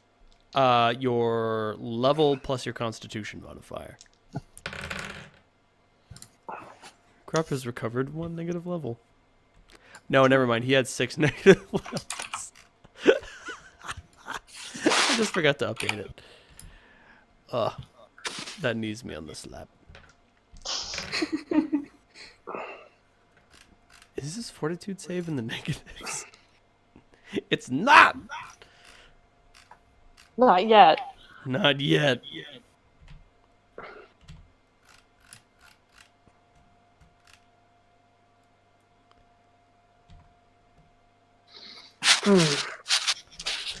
So that is the news that returns from all of the disparate places that Clementine sent messages.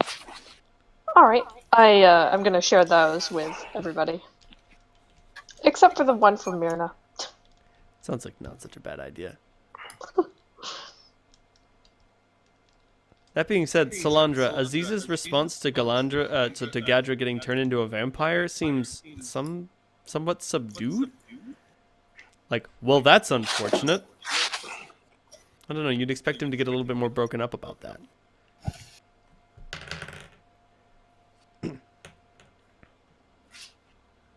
Either he's hiding it, which is definitely a likely proposition. He wasn't the sort of person to sort of let his emotions mix with his students, or he's actually not as upset about it as he sounds.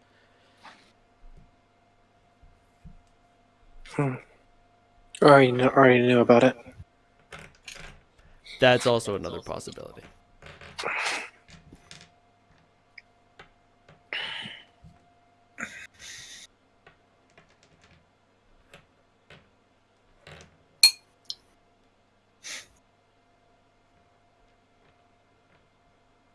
I'm gonna go start the scry for Alexander. Cause it takes a fucking while to cast, doesn't it? Yeah, it's got quite a cast time on it. Is that a ritual spell? No, it just takes an hour to cast. Ah.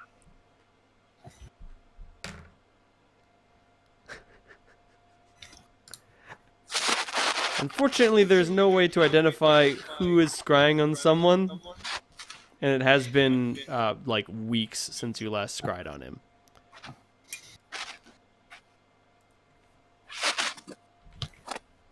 That being said, the rebuke you get from this scrying spell is like particularly strong.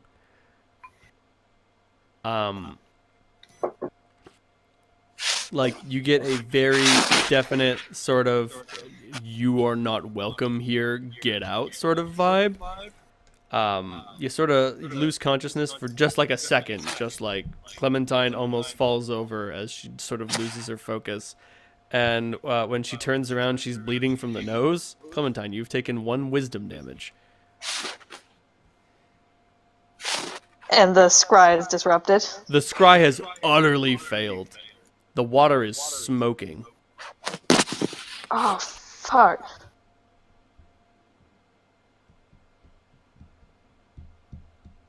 Ow? What the hell? Clementine, Oh, Jesus. go over to her. He's got a rag in his healing kit, so try to control the bleeding from her nose. It's Poor not thing. that bad. Like, it's not like a total... Actually, it is... Never mind. Fuck it. It is kind of a total blood spurt. Like, if you try to scry on someone and they psychically rebuke you so hard they give you a micro stroke, yes. You will bleed out your nose hole. Here, just put some pressure. I don't want to hurt you. Got it. Tilt your head back. Actually, don't. Don't do I'd say that. don't do that. I was saying, Yeah, I've got a 14 plus 14 to heal. No, I don't do that. Sorry, that's just what everyone always told me to do. And I was like, They're this wrong. sounds really fucking stupid. Well, it depends on what your priorities are. If your priorities are not having blood get over clothing and furniture, then yeah, it makes sense. If your priorities are doing the thing that's the best for your health, no, it doesn't make sense.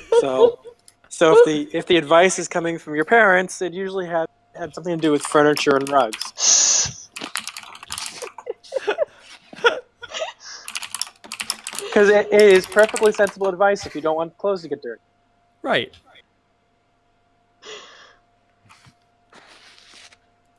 What happened? Did he know it was me? There's no way to know who is Yeah, I was scrying saying on he you. couldn't tell unless I spoke to him. Yeah, it only works if you... He will only be able to recognize who it is if you succeed. He was defending against the scry. And he swatted my brain away really hard. Hmm.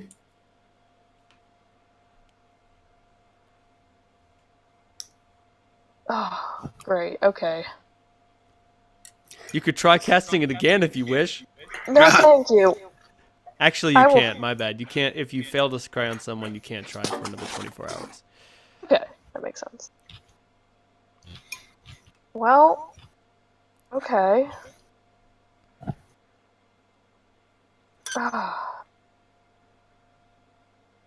Corgan looks at you a bit askance. Alexander did that?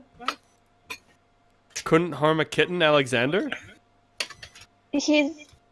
First of all, no one would harm a kitten unless they're a fucking monster.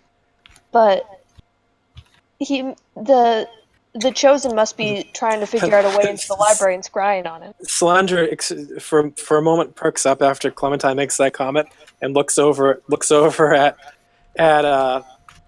Rivo like, what? I guess we won't tell Clementine that kittens can be a real delicacy in District 2. Well, usually you don't eat the kittens; they're too small. But you wait for them to get bigger, and then you have a cat, and then that cat's a rat slayer. And if that cat fails to be a rat slayer, well, he feeds the world. The kittens are so tender, though. That's fair. Don't tell Clementine that.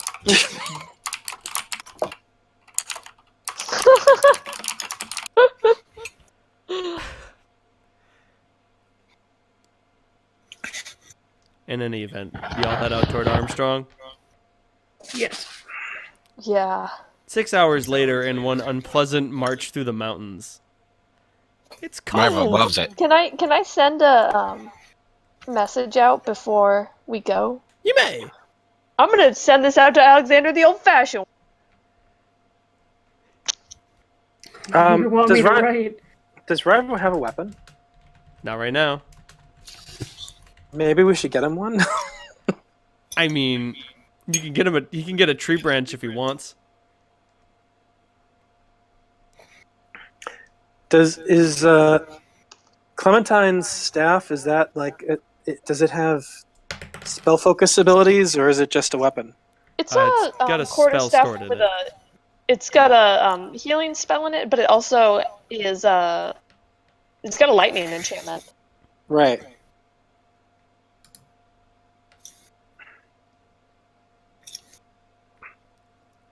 I mean, like, Rival can grab a branch or a rock, like, whatever. I was like, Clem will offer him her staff for while they're waiting to get him a new weapon. Because it's better than a branch, because it can also zap. This is true. Rival, no, I'm good. Alright. He needs to take a break from weapons for a while. He's been hurt too many times. Understandable.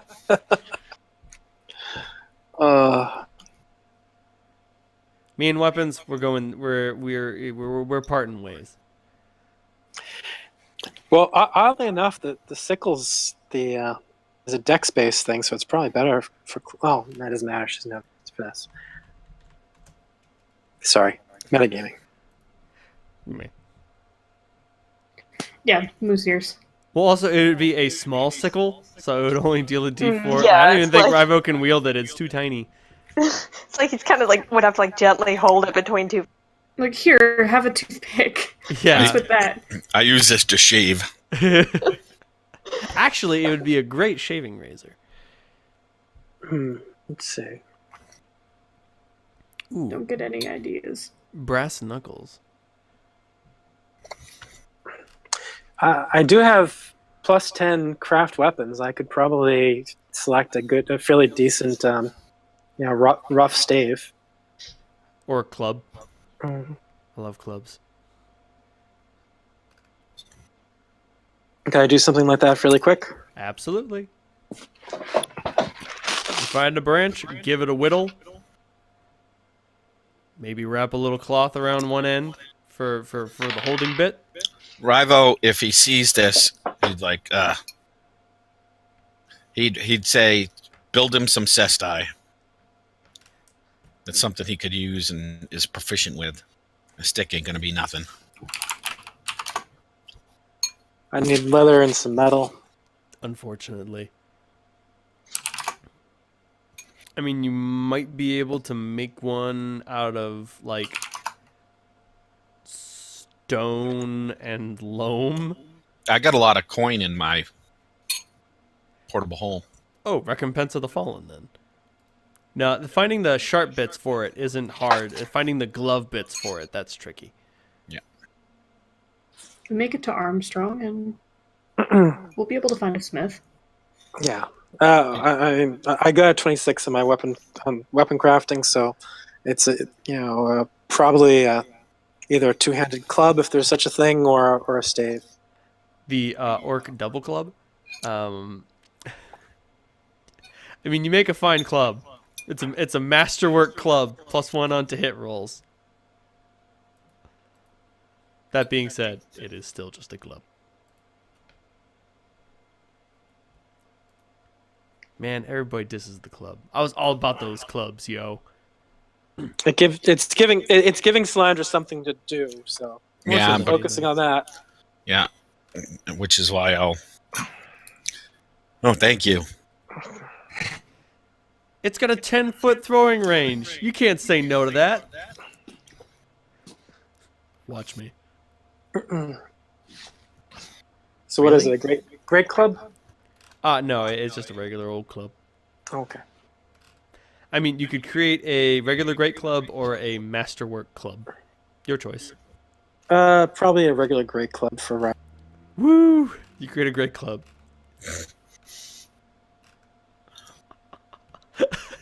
I'm sorry, I love the great club.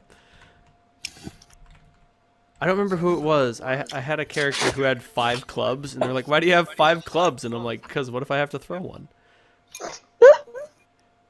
And sure as shit, I was throwing clubs all the time. I took quick draw when I was level 3 so that I could throw clubs more efficiently. Nobody expects the club. So do you think he knew? So strange. Who are you asking? Clementine. Oh. I mean, he's He so. couldn't have known it was me. Wait, what? Sorry. You're playing the pronoun game. Who is he? Aziz. I mean, it's not easy to convey tone in a letter. If it were me, I would act like I wasn't upset about it, so you wouldn't be worried.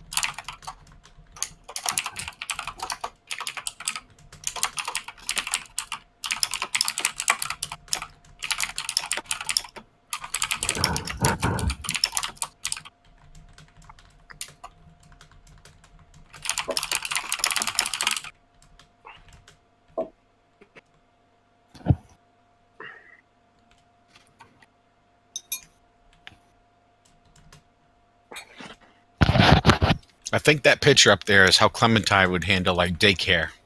Yeah. She'd polymorph all the kids, and then take it out. I can't polymorph. Well, when you retire and open your daycare, Exactly. It's like all the little babies. Just hold them gently in my big fluffy paws.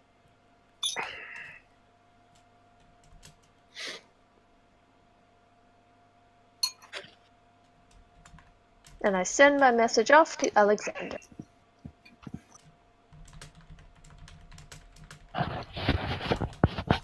Teamwork.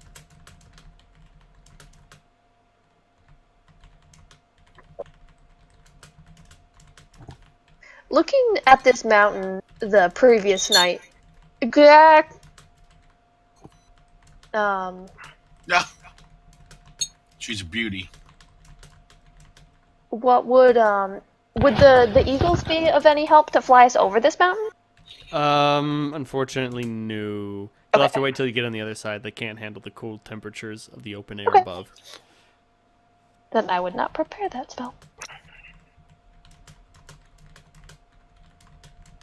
No, I mean, they could help you once you cross the mountains. Okay, and we'll be able to do that today? Yes. Okay, then I will prepare.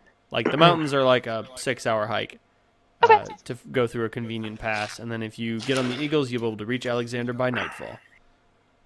Alexander or Armstrong? Armstrong. Okay. The other A name. All the A names. That being said, like, accepting the conversation you have for each other, there's nothing else to do on the road. Okay.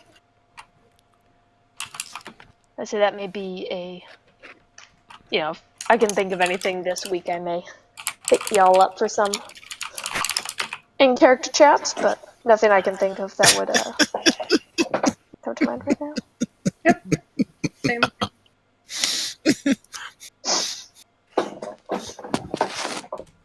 but it's a thought that counts.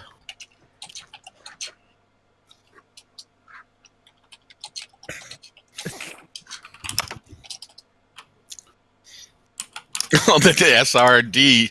Yeah, that's an epic fail for a bunch of nerds.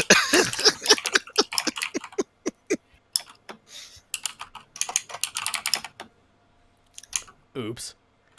That being said, Clementine, when you get over the mountains, you get that message. Well, Dave, I retract my comment. Alexander's going to research what he can with the library. And Clem looks kind of like visibly relieved. For the viewers at home, I will amend.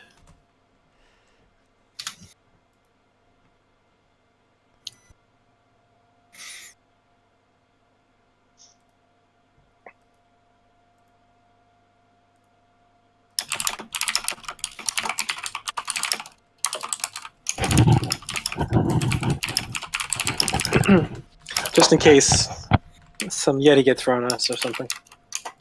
Damn it.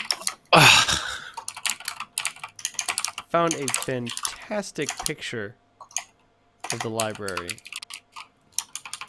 Oh, wait, now it works just fine. I literally just pictured the library from the Beauty and the Beast. Oh, nah, man. This shit's huge. Oh, Jesus. Yeah. Wind City's library is the library. Like Wind City's graveyard is the graveyard. You want to bury your books? Bring them here. You want to bury your people? Send them over there. We got everything here. We got corpses, book, paper, inks, more corpses, mummy wraps, mummification manuals. It's interesting. Ever since I was a kid, I've had recurring dreams about a library, a giant library. I recently saw a meme post that's like my one greatest wish: go back in time, learn kung fu, defend the Library of Alexandria. Which time? Probably the first. Why is everyone trying to destroy our library?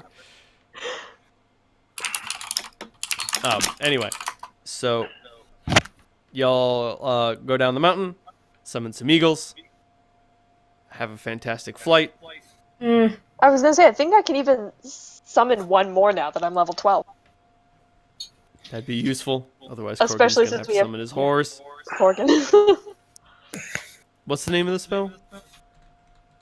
Eagle Airy? Eerie. Oops. Eerie, thank you.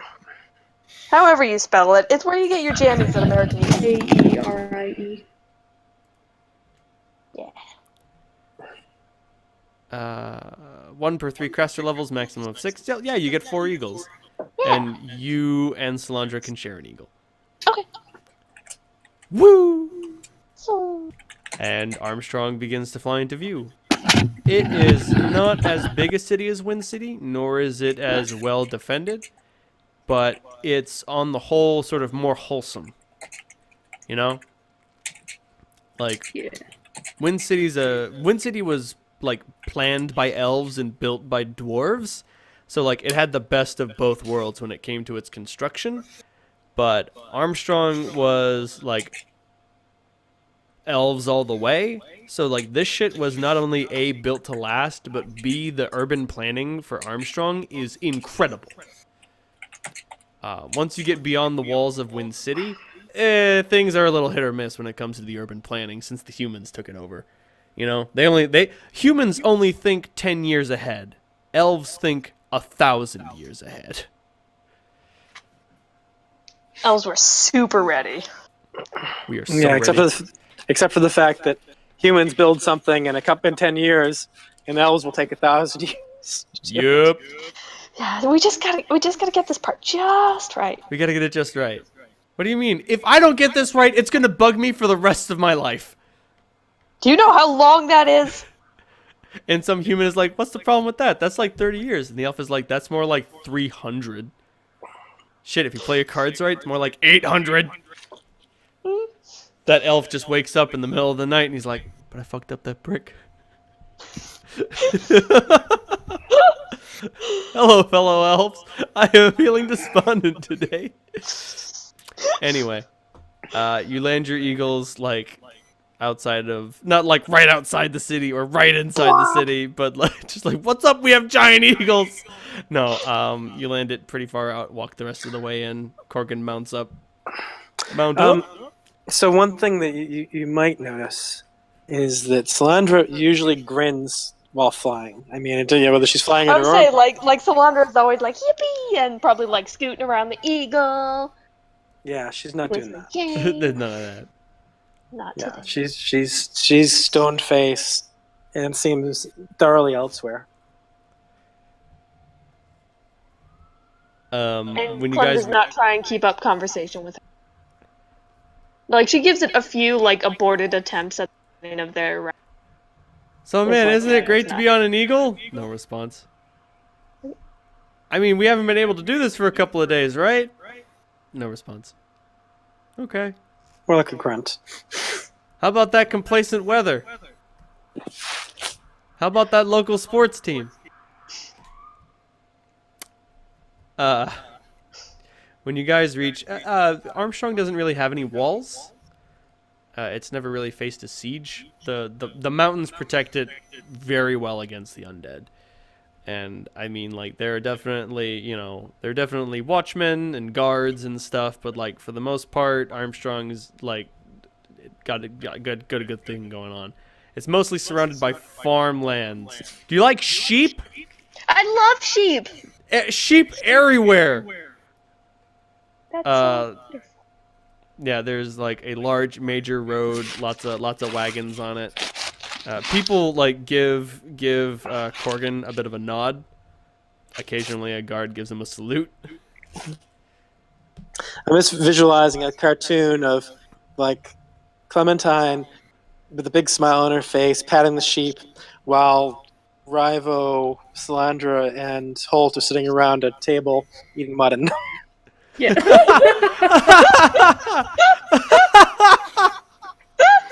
Shit. Call me out. Called right the fuck out, boy. Not just you. Oh my god, that's funny. But yeah, so you get to the like, I mean, like acres and acres of farmland. Like while you guys are flying overhead, you're like, holy shit, that's so much farm. And when you guys are walking on the road, you're like, fuck, we can't see anything because there's just wheat everywhere. And eventually you arrive in Armstrong proper. I would think Clem would hop a fence and turn into a sheep. Be like wild speech. See if you can find me.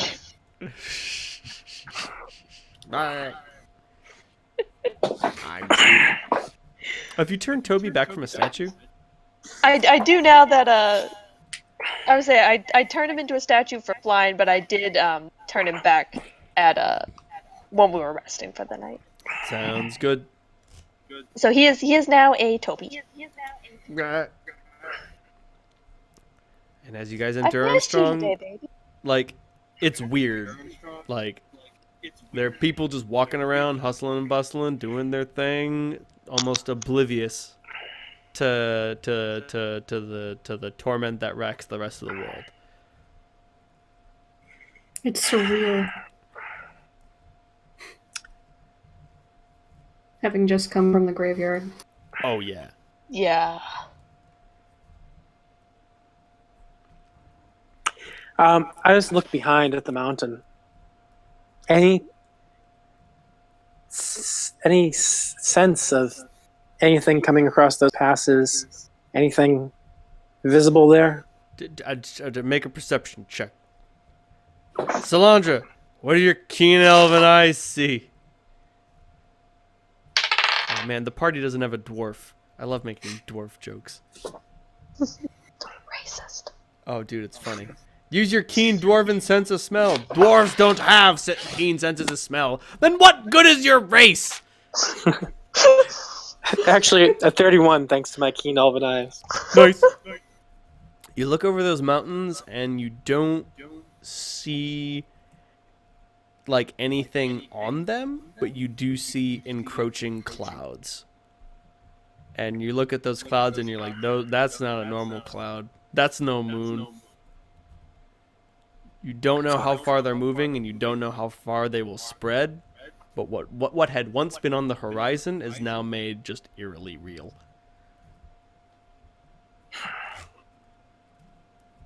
Not sure how much longer it's going to be this peaceful. Can you see it?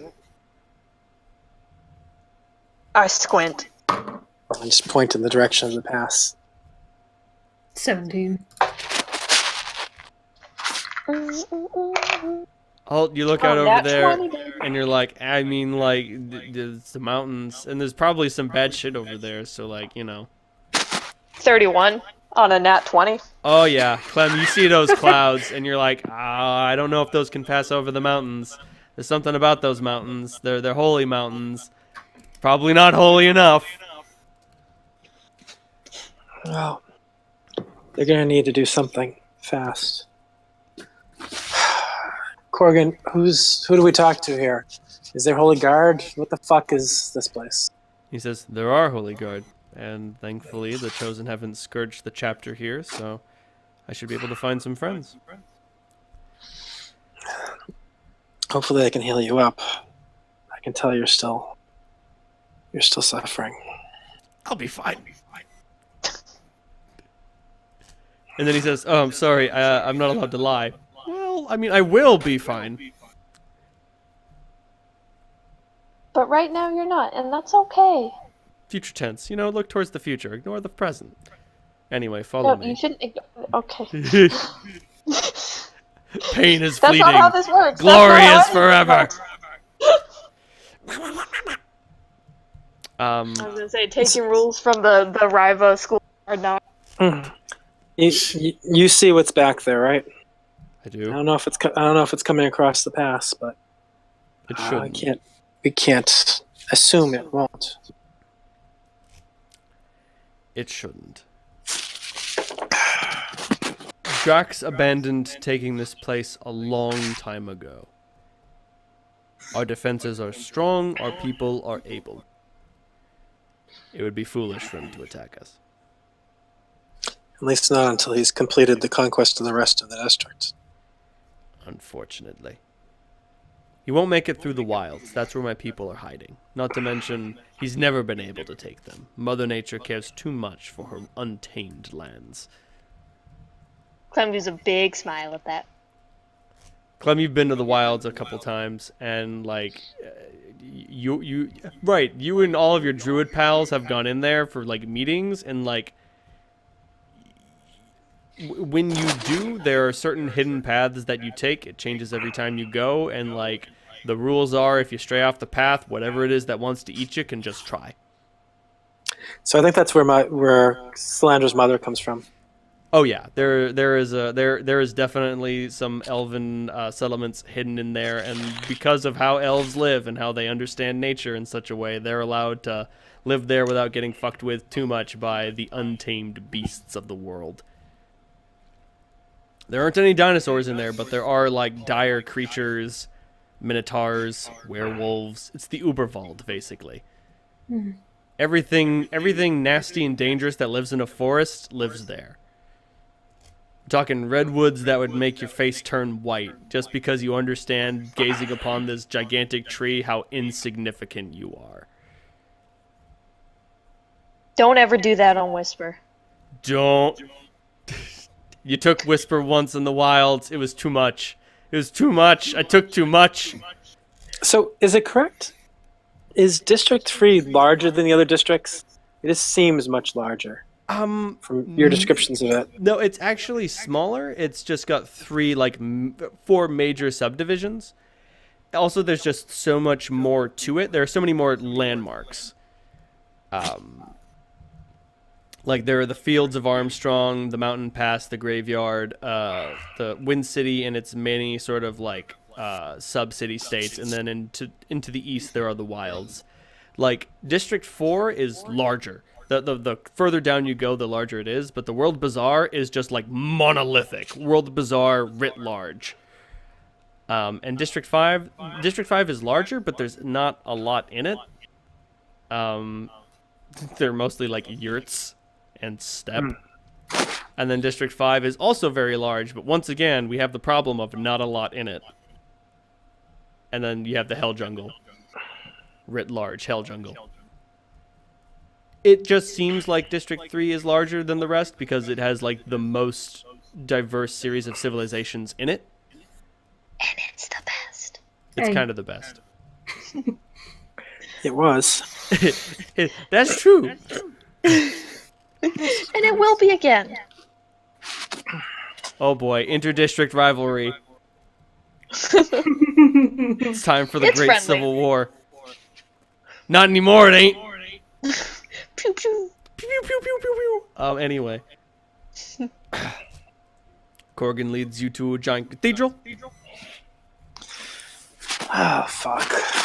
You know, it's got a gigantic statue of Marduk outside it, and you know he's Marduk and Kira, and like she's like wrapped she's just you know sort of like definitely in a sexist display, like deferently like wrapped around his body, shooting a lightning bolt, and he's got like one sword planted in the ground and the other pointed at a nameless foe. She just looks at Kurgan. You're fucking okay with that? Look at the lightning bolt. It's more dangerous than the sword ever is.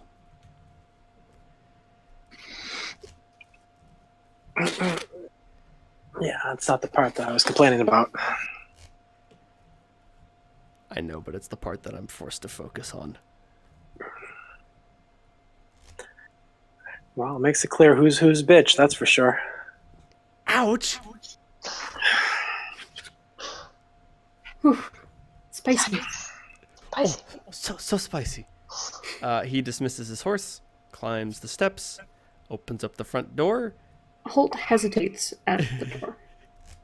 Holt, do you want to go get food or something? Fuck, man, you're gonna have to do it at some point. You know that they're all allied in this, so I suspect that you're gonna be cool. All right. If I burst into flame, you're gonna put me out, right? Of course I am. Yeah. Lightning puts out flames, right? Right? He does kind of laugh a little bit at that. And he'll follow you in. Yeah, I've got a great new hex I've been meaning to try out. So Holt, you take a deep breath, close your eyes, cross the Fortitude threshold, save. and when your foot hits the ground on the other side, a great, powerful nothing happens. Powerful nothing. Okay. Sorry, some of my some guys who make a podcast on the internet have a phrase for the Magic the Gathering card game when you do something absolutely crazy that's just powerful magic, which is also counterpointed by powerful nothing, which is when you cast a bunch of spells, tap a bunch of lands, do a bunch of shit, and nothing happens. No, that's fine. It was a good moment. Thank you. Let's continue. But yes, you are obviously not being metaphysically ousted from this holy place, despite your malign, not malign influence, your malign benefactor. Your maligned malaise. Holt, at the end of the fucking day, you're still a good man. As of yet, Thank you. but yeah. When you guys go into the cathedral, you're greeted by a familiar face. What was the name of that bard who's Bowman's the- daughter? The redhead? Yeah. Totally. Favelvan? What was that? Favelvan? Something like that? I'm totally give blanking. me a second. It's in this sticky note. Oh, About we to should say, have Cap, save sent, me. we should have Say- sent a message to her father. Bowman? Bowman. Corgan we looks should've at sent you and just says, I think he already knows. We're just scrolling down. I don't want to miss it. Alright, this second District 4. Now we're in the Helldrawn. Hey, Kira, Our bed. can we cleanse this fucking thing here? We have to wait longer.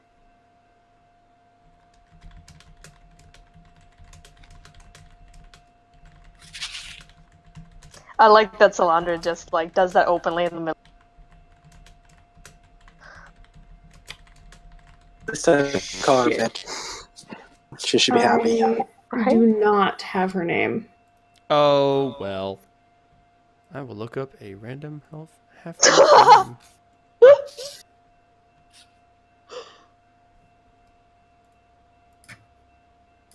Sorry, that was a good joke, right? Yes. Wait, what weapon is Rivo referencing? Probably His the club, right? His club. It's actually a pretty fucking effective weapon. Yes, it will be a great distraction as I grapple the other person I'm fighting and rip their sword away from him and kill him with it. Improve disarm. I'm gonna say that's her name. Fauna. Fauna. Or Fauna. No, it's not Fauna. And she looks at all of you and she's like, by my stars, you all yet live. Hello. That's one way of talking about it. Howdy. How fares things? I'd like to say that we have good news, but I don't think we do. Is there a place we can talk? I suspected not. Yes, there are. Follow me. Okay. Fucked up beyond all recognition. Situation normal. Already fucked up. And she brings you to sort of like a little sort of out of the way chamber. There's a little sort of like font of holy water there, and just some sort of places to sit around it. It's some sort of meditating chamber, apparently. Okay, Rival's looking around. This is Marduk Temple. Yes. Are there any decorations or things on the wall? Lots. Like there are images of like Marduk bringing law and peace. All sorts of there's like a stained glass image of Marduk like landing the finishing blow on Gemma. So in this room that we're in, is there a big Marduk statue with a sword? There is not. Are there any swords on the walls or anything? There was a sword in the are statue not. when we walked in. Yeah, but it's made out of stone. It's made out of stone, and it's like 15 feet high. That's That's not what Rivo asked. I thought it would stop Rivo. Exactly. Well, this is a Marduk temple, and so I need a sword, so I'm going to help myself. Okay. So, like, you could find a sword, you go to pick it up, and someone obviously is like, "Excuse me?"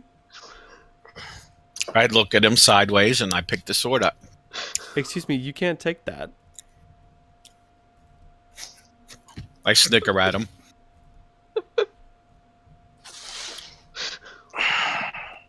He's like, Wow, my statement is prophetic. and he looks around at everyone. He's just like, "Guards, thief," and like a whole bunch of paladins show up as if on cue, and they're like, "Put the sword down, orc."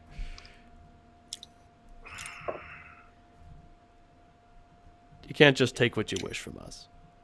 I'm not taking. And I'm not a thief. So if you take something that's not yours, then you're not a thief. Interesting logic. He looks at the sword. Is it a great sword or a falchion or something that I assume it's big? It's a longsword. Oh, he wouldn't have bothered to pick up that. You're not gonna find anything else. Oh, all Marduk stuff is longswords? I mean, Marduk was all about dual-wielding greatswords because he's a fucking maniac blessed by the gods, but since no one else can do that, they usually just have regular greatswords around. Oh, now you gave him the idea. Oh, so it's just a regular greatsword. I thought it was or is it a longsword? I'm sorry, it's a longsword. Yeah, okay. Something, that's a two-pick. So you can retcon it. I would look at it. No, it's not big enough. Yeah, no. There are definitely no greatswords here because they are like meant to be wielded in cases of emergency, and most people don't know how to wield greatswords.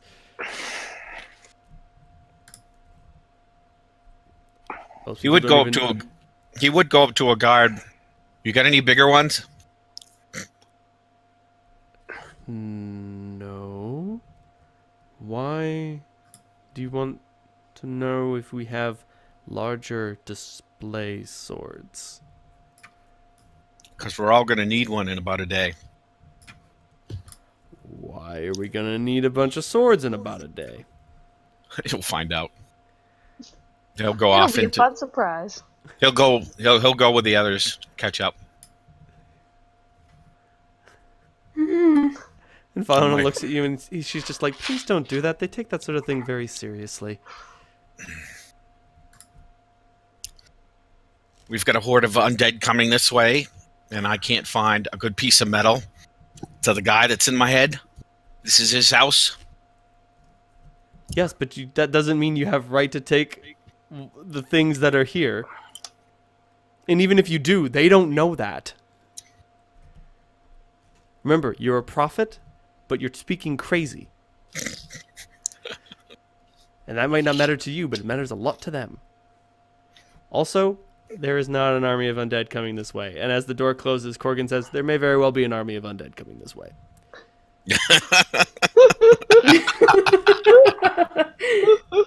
So I look at the girl like, see? And she's like, they're going to be hard-pressed to get over the mountains. And Corgan says, they might be hard-pressed, but they may be coming eventually. I think it's fucking worth it to station a solid unit at that pass with some support, just to be an advanced warning and to blunt whatever force might come over. From a tactical point of view, it's the narrowest place you're ever going to catch them. You'll have the high ground.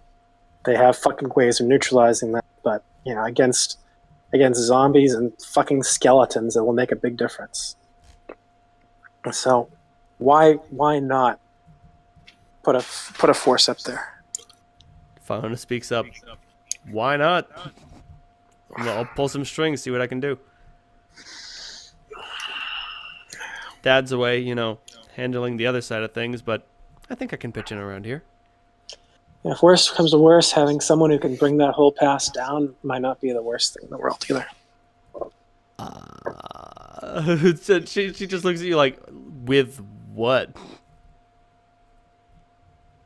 Exactly. And I point to my empty sheath on the back. Now you're getting it. Oh my god. So you intend to wait with us at the mountain pass to chop the mountain in half, to crush our enemies with it. That was not what I was suggesting. We could still keep the option on the table, though. If it's big enough. She slaps the holy water fountain and she starts laughing. All right. But seriously, Sal, we don't really have those sort of resources. We've got swords, other forms of steel, bows, bars. Don't you have engineers? Engineers can fucking wedges and ice. I mean, yeah, a couple, but I don't have a lot of pull with them. Also, we're not really big on monumental architecture.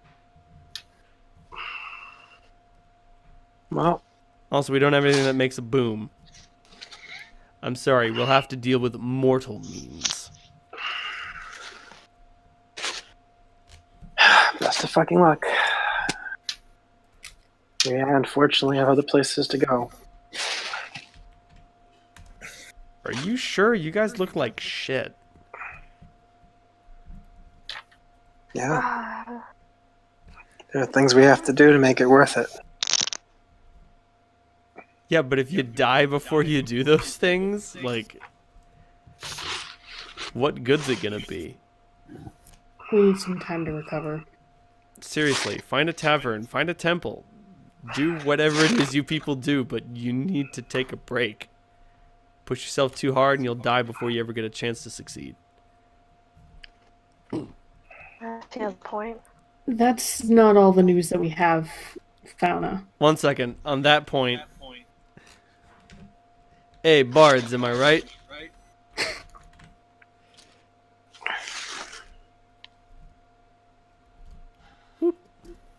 There it is. Wow. Okay.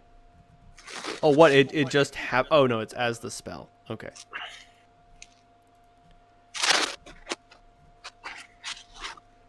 Solandra, make a will save.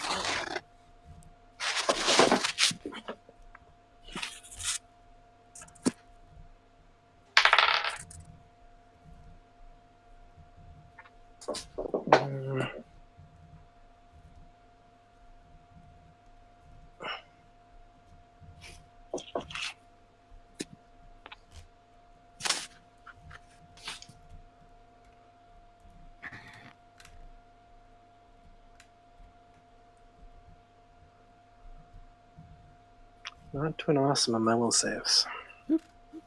What do you mean? 21 is fantastic. How did I get 21? In any event, you do not feel compelled to take Fiona's advice.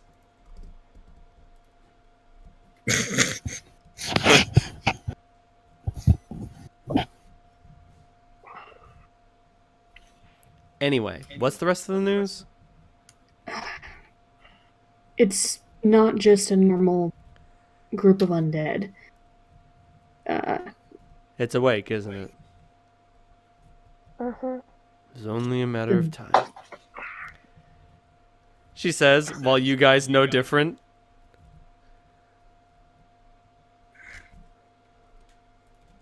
I don't know if anyone knows this, but Drax isn't just like a typical...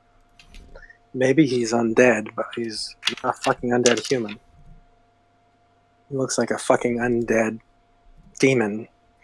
I mean, that's... Like she and Corgan exchange a glance, and she just says, that's how he always looks. Who is this woman? Is she like the leader of this, or? She's Bowman's daughter. We met her briefly during the Big bad. siege at the Hell Jungle. Yeah. She was the loon who was standing on top of the ship. Yeah, rode the ship in as it unleashed unholy death upon your enemies, and almost died falling off of it. Yeah, it proved that she had a somewhat inflated view of her abilities. This is true. She's not in charge here, but she has a lot of pull. I'm curious actually, is her skull still super like scarred and fucked up from Nope. getting it bashed in on a rock? Nope, she got it all fixed up. Cool. You know, when your dad's a paladin and all of your friends are clerics, you're just like, oh, hey, I got a boo-boo, can you fix it? And they're like, yes, please stop getting boo-boos. And she's like, yeah, sure, buddy, finger guns, and then like moonwalks out of the temple, trips, falls on the steps, cracks her skull, goes back in, is like, hey guys, get another boo-boo. So just out of curiosity, was that a spell that she cast, or is that something that I recognize as being a magical effect? It's just a magical effect. Bards can just sort of Suggest things. Yep. When a bard makes a suggestion, it just seems really reasonable.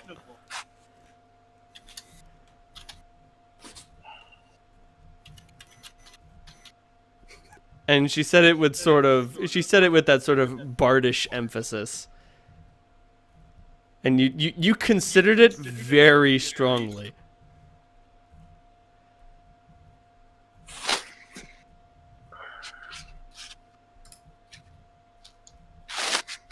Yeah.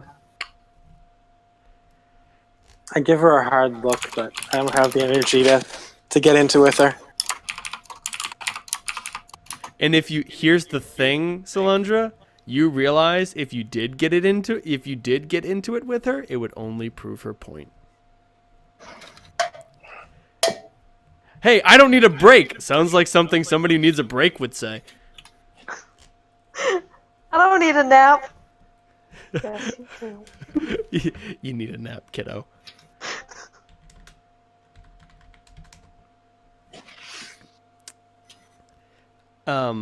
Anyway, she's like, all right.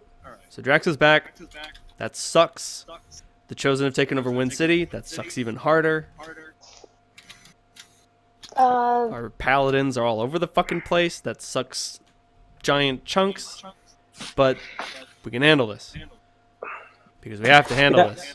I have a feeling if anyone's doing a sense motive, Holt is kind of kind of I would He's sweating like a sinner in church. activate. He's not exactly being opaque. Why should he? I mean, And neither is Rival. Yeah.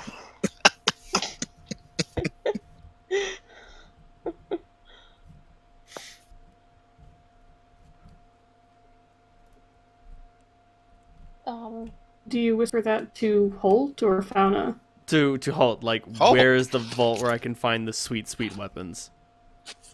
I don't know where the armory is. You go to an armory, you go to a blacksmith. Stop taking shit off the walls.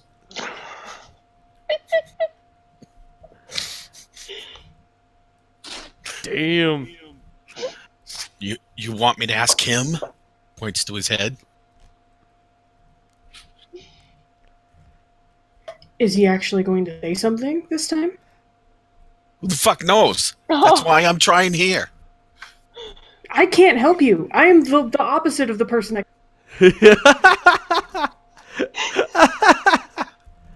Yeah, and look at me. They picked who the fuck they picked. So, where's your dad? On the other side of the graveyard, isn't he? Right? Wind City, right? Sorry, I'm sending something to Halt. Oh, great.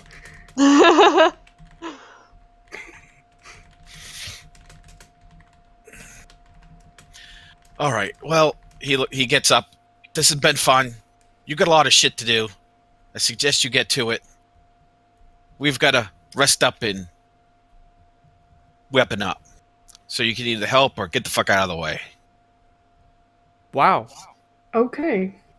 You're such an asshole. Please leave.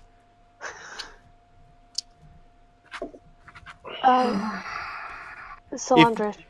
That's your... And she looks at you and points at you, and she just, like sort of like a sudden look of revelation comes over her face.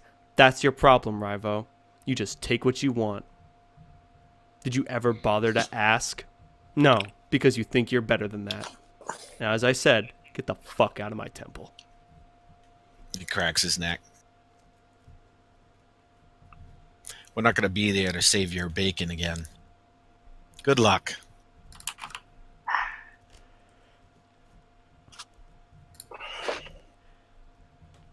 Corgan looks between all of you as if he wants Mom and Dad to stop fighting. I look over to Corgan. Where's the best weaponsmith in town? Halt right now. Please. Please, I'm so tired. Kids, stop. Don't make Rye's me- dumb. I'm sorry. I know. Blacksmith name generator. I believe Rye is actually average intelligence. So. Oh god, wow. These forges are fantastic. Corgan volunteers. Nerves of Steel has got good work.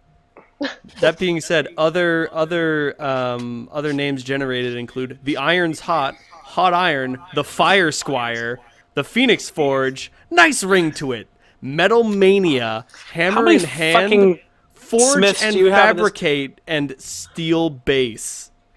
Fuck. Oh no, those are not names that he mentions. Those are names that just got generated is all. Ah, okay. Hammer Time, Beat the Heat. Hammer Clamor, not to be confused with Hammer Glamour. And the piece de resistance, or else. O-R-E. No! Yes! Yes. Yes! The Smelt Celt. All right. How did I get there, Corgan? It gives you directions. Okay. Um, Rival, let's get the sorry. fuck out of this place. before, should we see about getting the key? Not here. Okay. I checked already. And Fiona's like, key? What? Don't And worry. Corgan's about like, I'll explain it. Thanks, Corgan. it. They're not strong enough, Clem. We need to find some place that has more power. This is going to require some serious juice. Way more than these fucking posers can generate. Inferno's like, poser? Have you Everyone's looked? just shitting on the hot elf today. Have you looked at the statue in front of this place? That's a good point. I turn around and walk out. Come on, right? Oh, no, not before I burst out cackling. And she just looks at Corgan and she's like, these are the guys? These are the guys. And she looks at Holt and Clem, who haven't left, and they're like, you guys are welcome in. Those two can stay outside. Sorry. We should keep an eye on them. Make sure they don't cause more trouble. I will You go keep an eye on them. Holt, you got something to say to Fiona and Corgan in private? Do you have some paladin problems? So that was I definitely have some. Go ahead. Oh, I was just going to say that my cutting words to her, and that's So since my intimidate, since was a 28, just in case if I struck a nerve. She's not shooketh. I mean, you have struck a nerve, and she's just thinking that statue was built 700 years ago. I've been jockeying to have it changed for 30 years. You fucking piece of shit. Holy fuck.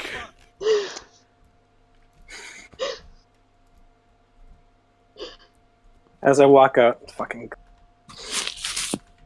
not as bad as the fucking people who worship them. Clem just kind of shoots an apologetic look back over her shoulder. I'm so sorry. They're just like this. I'm so sorry. She's not a paladin. She is not a paladin. She's a bard. She's just got pull. Nepotism.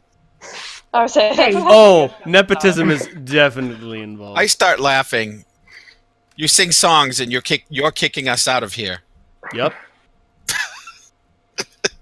I've already left. My comments as I was walking up, not even directed to her, just muttering. Clem takes Rye's arm to lead him out, even though she knows that if Rye does not want, like he could just pick you up. Exactly. That being said, Holt seems to have business. If Corgan seems that he would help explaining stuff about the keys, he will stay to do that, but mostly he wants to apologize for their actions and ask if Fauna knows a cleric who could look him over. Oh, right. The Constitution drain. She's like, no, it's fine. They're full of themselves, they're headstrongs, they're big dick adventurers, and they think that they can push normal people around. It's fine. I've been through it before. Shouldn't have to. I shouldn't, but that's just what they do. Anyway. Why, what's wrong with you? I mean, you look sick as fuck, but is that sick as fuck or sick as fuck? Both? I think both. There were some wraiths in the tomb, and I that's bad. haven't been feeling too great since. Well then. All right. I'll have random cleric name generator Brother Maynard. I'll have Brother Maynard look you over. Consultation's free and all that shit. Corgan's like, I've also got it. And she's like, fuck you! Why? And she's like, because it's what I do. I protect people. And she's like, fucking... Yeah, I guess. Alright, fine. I'll tell your friends that they're having a consultation. So as you guys are waiting on the steps. So when we get outside, he kind of looks down. He says, I did think about this. I know we got no money. And I know nobody would believe about who talks to us or what's coming over the mountains. I'm not a total idiot. Well, they know what happened. They're just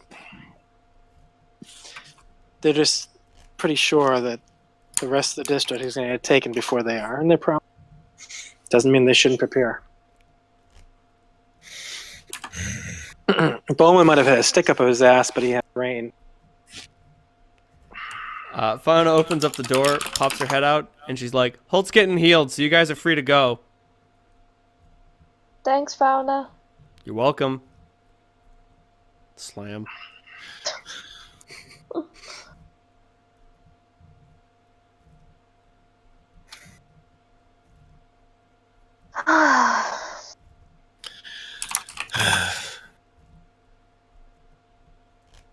Well, And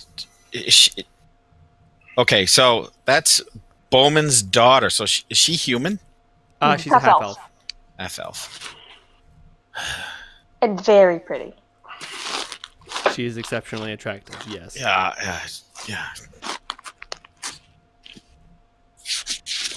Between her good looks, her station, her silver tongue, and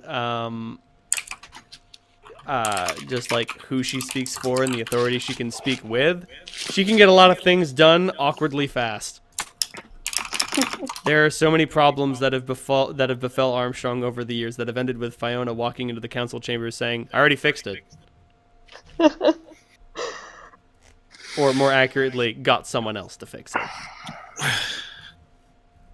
Well, as an ugly, dirty person from the other side of the universe, I Didn't have no impressed. respect for that. Yeah. And when she ends up with her head cleaved in again, I'm not going to waste any time on her. As a Holt, you get examined.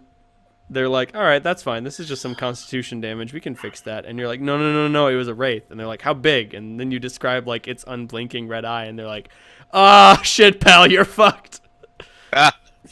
What do you mean, fucked? I mean, they look at each other. Brother Maynard just says, you're fucked. We can't fix that. What, like proper fucked? All right. Thanks for trying.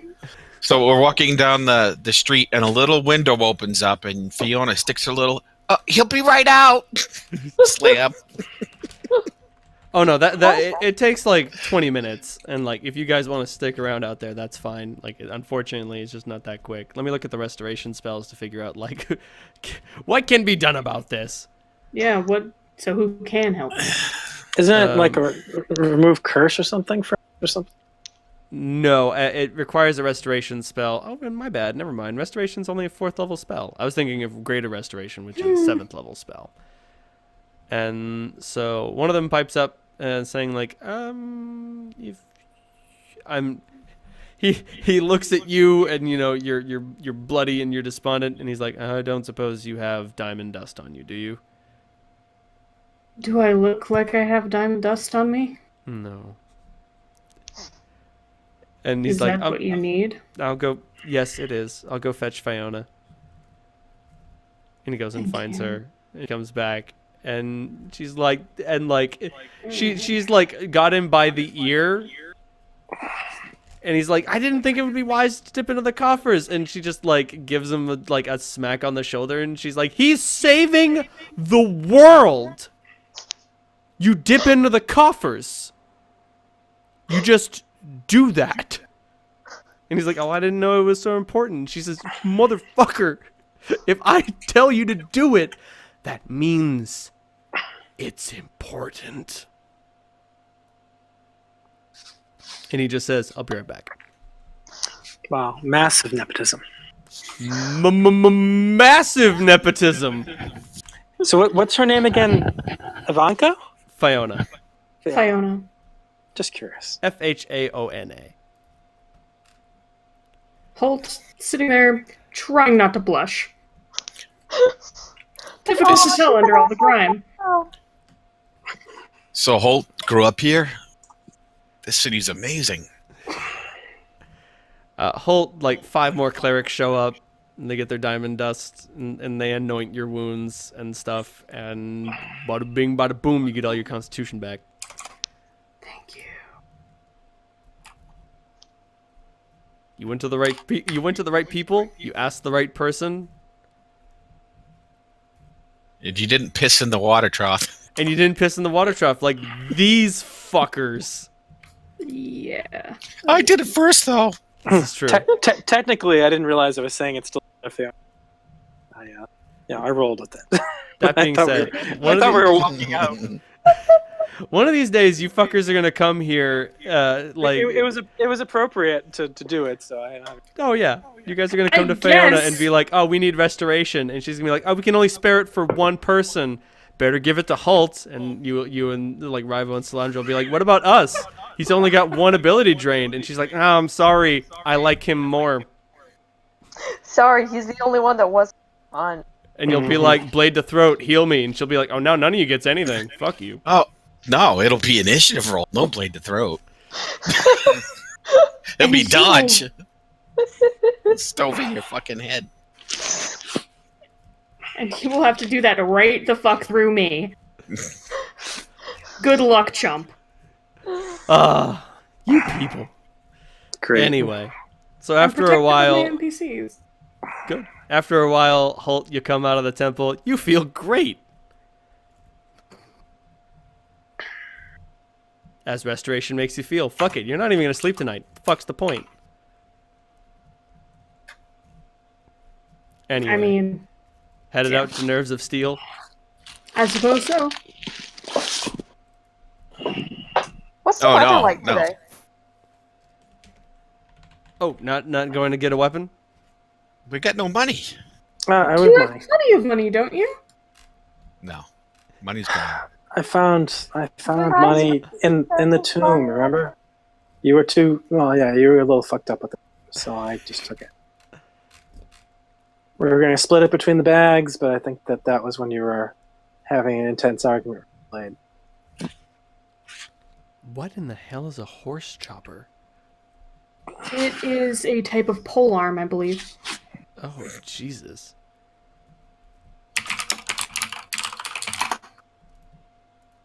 What in the fuck? It's a kind of halberd. Oh, Which I crafted by think is for- goblins to give themselves an advantage against horses. This weapon is basically a halberd with an enlarged hook on the other side. Damn. Anyway, yeah, I'm about to say, I'm pretty sure you guys have enough money to purchase, like, a big two-handed weapon for Rivo to use, but, like, masterwork might be out of the question. Magical? Definitely not in the budget. I've got a couple thousand gold pieces, essentially. Oh, well, then, yeah, you would actually be able to afford to get that enchanted. Do you remember that the medallion and the platinum pieces we found in the temple? Motherfucker, I don't remember. Keep track of your own Yeah. treasure. Yep. It was in that illusionary brick. Oh yeah. I have like 1,100 gold, but that's it. And that'll be spent first. I left those things for my own reasons. Glad you left fucking Rain. Not so sure about if the other sword was a good sword at the end of the day. Didn't quite get that.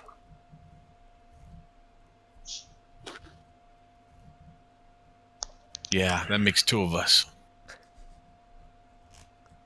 What in the hell is an Earthbreaker? Sorry, I don't find know. all these weapons. But I like it. Oh, it's just a big ol' hammer. The big issue, the thing about an Earthbreaker is that it's a 14-pound hammer. Just fucking hit people with it. Just do it. Anyway. But yeah, if you guys want to go buy a weapon, like almost everything in the two-handed martial category is available. Strangely enough, they don't have any like great swords or great axes. They mostly have pole arms. Like, they don't have falchions, great axes, or great swords. They got halberds, they got lances, bardiche, bill hooks, Mauls? heavy flails. Oh, you could get a maul. You could get a maul. Definitely get them. Wait a minute, maul might be an exotic weapon. I don't think so.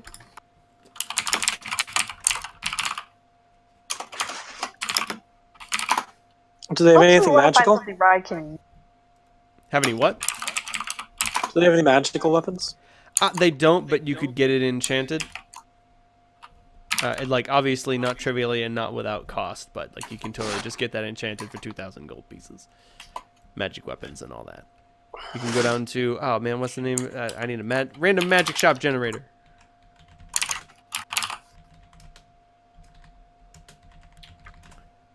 Unfortunately, there is no get it at Therals around here. So sad. You could go down to, no, that's not. I'd settle for Gilmore's Glorious Good. Gilmer's Glorious Goods. You can go down to @B's Magical Armaments and get this thing enchanted right quick. Okay, so while we're doing that, Rival would definitely want to know, like, what it was. You know, he was interested in this, and he would probably want to know, like, who the girl was, and just in conversation that Holt likes her, and then he's like, "Oh fuck." Who can fucking keep track of who? I mean, he's got a fucking crush on Medusa. I think it's more than that. Ahem. Fuck. Well, he's not gonna like that then.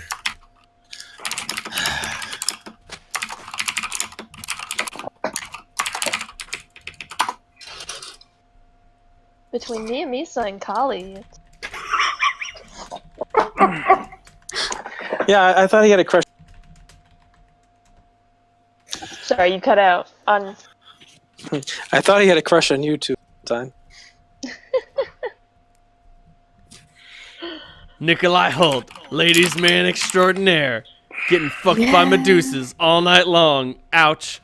Ouch. Don't look her in the eye. It's weird. She usually wears the blindfold, but when she takes you to bed, she makes you wear the blindfold. That's perfectly fine.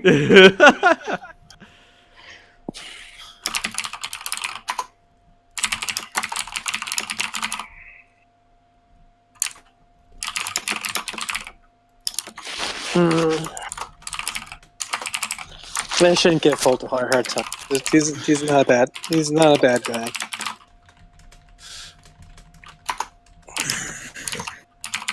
I'm impressed, honestly. What? That he made it work between, you know. He managed to fuck a snake. That's cool. I was like, what? I suppose it's easier when you can shape change, right? That's a part of my personal life that we aren't there yet, Salandra.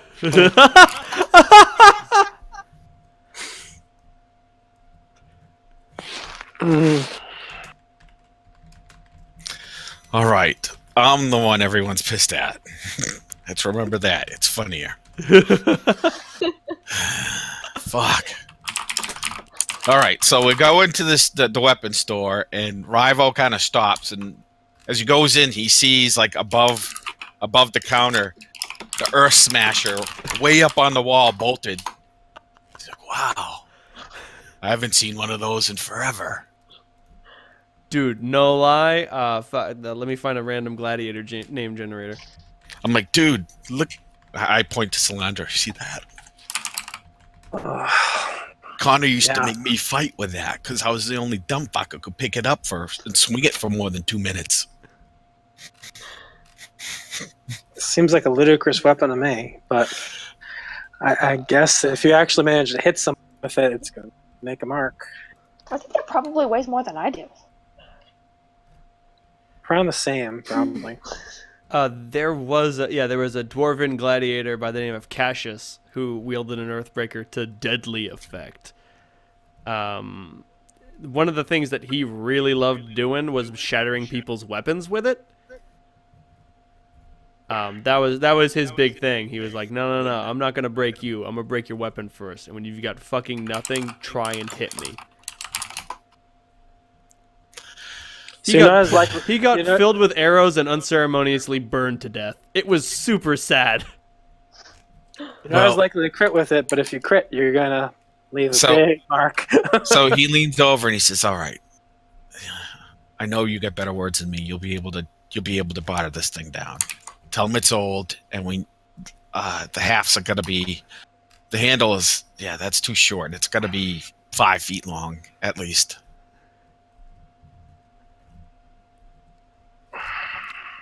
Who will be doing the negotiation here? Sure would be great if you had someone with diplomacy. Sure wouldn't be great. I mean, you can wait for Holt to show up.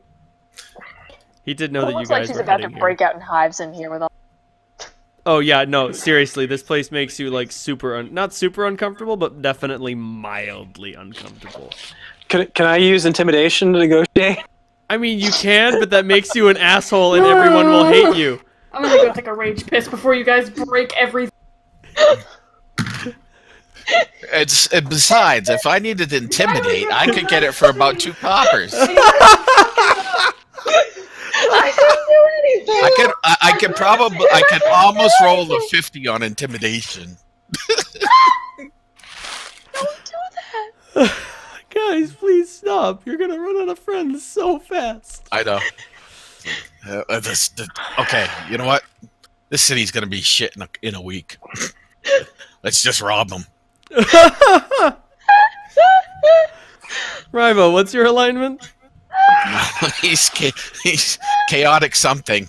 All right, you know what? Acceptable. City's going to shit. Give me that Earthbreaker. You're gonna have a really hard time enchanting it though if you do opt to steal it. Yeah, no, I know. He's joking. Okay. He's like, all right. And he's like, Clem, why? You all right? Ew. Gross. This place just makes you feel icky. This place is not close to nature, I think, right? Oh, everything. I mean, I've been in a room like this. Connor, I mean, we had one. It's a vault, but everything was dirty, and this whole city is so clean, and like, you know, you don't have to worry about a sign falling on your head as you're walking the street or walking into a hole that breaks your leg. Yeah, Armstrong's really nice. Guy just gets kind of grumpy if I do like some things that I don't know you may not really think about a lot of times, like carry around metal or I don't know, try and fly the ship. That was a fucking disaster. So you'd like that because the only thing that's metal is the head. And that's true. That's a whole fucking lot of metal, though. Yeah. It probably, well, no, I mean, what do you, but that is probably almost half your weight. And looking at it, they probably have a heavy counterweight in the end in order for you to swing it.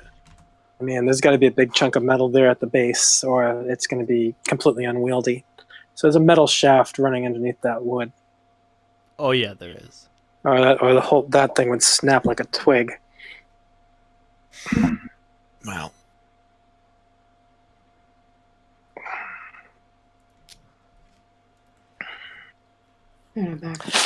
So Holt shows up at Nerves of Steel as you guys are like gazing at this Earthbreaker.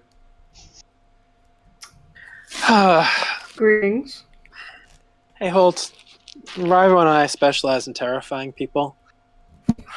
Not the best negotiating tactic here, probably. Oh, I should note that the blacksmith here is a tiefling, of all things. Nice. Oh, cool. That's really cool. I mean, Great. tending a forge is real easy when you have 5 fire resistance. Fuck gloves. So, I've got 1,100. Yeah, this thing is going to cost it's just a standard weapon, so it's not going to cost much. Well, Okay. it'll cost 340 because it is masterwork, and you can only enchant masterwork weapons. Well, but that's not how long is that haft, Reynold? Is that like a two-handed? Is it like 4 or 5 feet long? Oh It yeah, is that's a big old two-handed two-hander. weapon. This is an image that I found Googling Earthbreaker. Okay, yeah. Yeah, it's a big old hammer. Yeah, It's just a maul with spikes at the end. Yeah. Connor used to make me fight with one like that before he had Rain made. Holt, is there another weapon in town? Yeah, where you can Um, find like an axe or a sword? Not really. Like most not a great sword. Like Corgan's great sword is probably an heirloom of some kind. just because greatswords are used so rarely in District 3. They're really more of a sort of sword and board kind of, it's a sword and board kind of place. When it comes to two-handed weapons, you're looking at polearms, lances, long spears, or bust. This Earthbreaker was probably like made as some sort of like gauche rebellion against the system, man. This tiefling was like, fuck this fucking great spear shit. All right, Rival, so I could make one, but it would take too long. So if this doesn't look like something serious, the other stuff that Rival was drawn to would be like something that is an antique and still holding up. You know, he likes, you know, he's not looking for flash. He's looking for something that's durable. I mean, there is a really old flail. That's the closest thing you're gonna get to on the older side of things. There's an old damn flail. What about the halberd? How does that look? I mean, all of the other weapons, all the other more conventional polearm weapons, look like they were made yesterday. Yeah, well, not literally, but they let don't me look in real. Let me get my hands on the hammer. The polearms are too big. If we got to get into shit.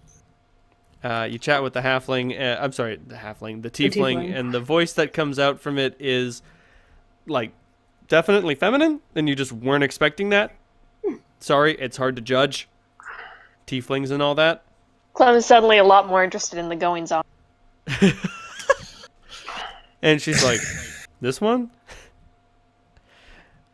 She goes on to explain, yeah, it was, I don't know, sort of came to me in a flash of inspiration. Never figured anyone would want to buy it, but when you want to make something, you just make it. And she hands it to you. There's a little practice area and a practice dummy. I look over. You sure? It's made to be broken. All right. I'll, you know, Rivo is actually when he switched from rain to the greatsword, he definitely was moving much more circular and doing a lot more pivots. This definitely is a move back in that direction because you don't kind of just stand there and pound something. And so he does a couple of twirls, moves around in a couple of, you know, wide and small circles, and then he lets full with his new higher strength and pounds into the dummy, and I'll sunder it. Ooh. Okay.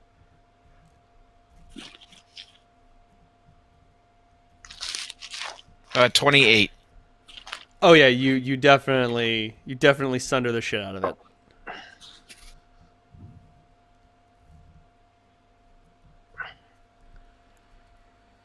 Gonna scoop to the restaurant.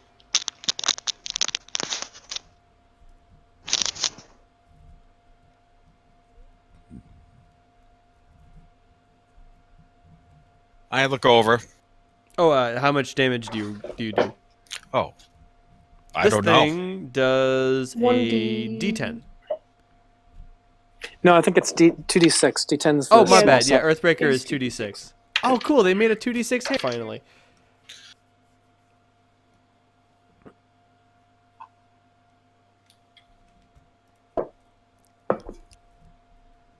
That being said, the Great Axe still is a D12 because something has to be a D12. My D12s are so lonely. 18. Alright, so you definitely overcome its hardness of 5, and it takes a shit ton of damage. Thankfully, like, it's not sort of like attached to the ground, it's attached to chains to the ceiling. And like you send this like pounding the what's that carnival game where you hit the thing and it knocks the pendulum up to the bell? Mm-hmm. Like you knock this dummy all the way to the ceiling and it just cracks, and she's just like, oh, okay, yep, that's a solid hit. You got it. It's a good old big old hammer. I look at the metal. Is it dented at all from the hammer? I'm back. Oh, well, what metal? Like the metal on the dummy or the metal of the hammer? The face of the hammer. Oh no, the face of the hammer doesn't give a shit. Yeah, he said it's a masterwork, so it's not gonna. It's gonna take concerted effort to break it, and it's not gonna be the head that falls apart. The only way someone's going to break it is if they get to the haft and put too much pressure on where the head meets the haft. And even so, this thing's got a metal handle. It weighs 14 pounds. It's very, very difficult to break.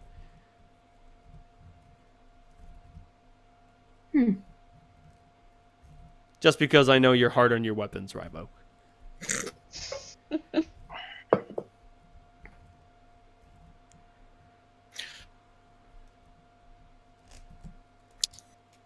All right, I dig out.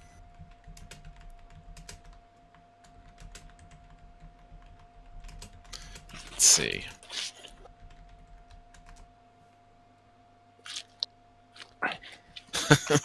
I laugh. Exactly. I look over at the others and I go, he approves. Finally. Well, then there you go. I pour out 300 gold onto the counter.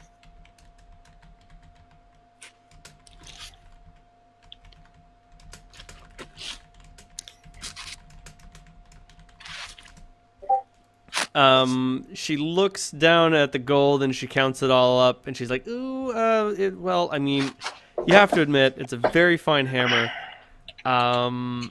Market price would be 340. Gonna need that 40 more.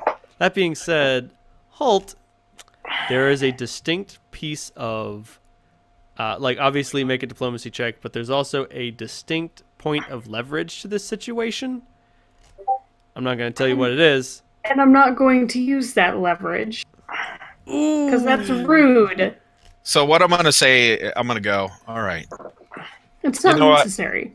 No. No, he looks at Holt. Hey, you said you weren't expecting to sell this. That's fine. And normally I'd dicker you down. But you did your job so fucking well. This thing is so badass. I pull out another 100. I go, there you go. And she looks at you and she says, finally, someone who appreciates craftsmanship. Go crack some skulls, big boy! And she counts her coin. Holt looks very proud of you. So you guys gonna go down to Ed Giz's weapon emporium? Yes. So outside, you kind of...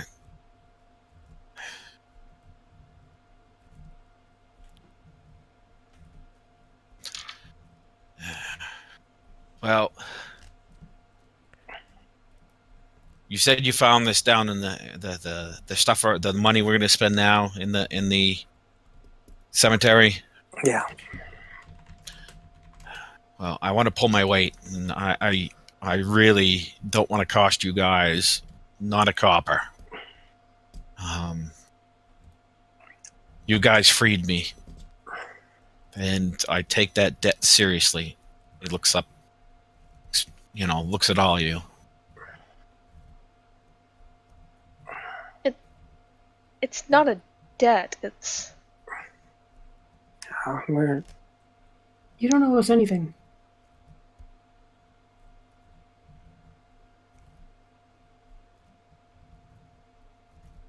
Well, Easy as that.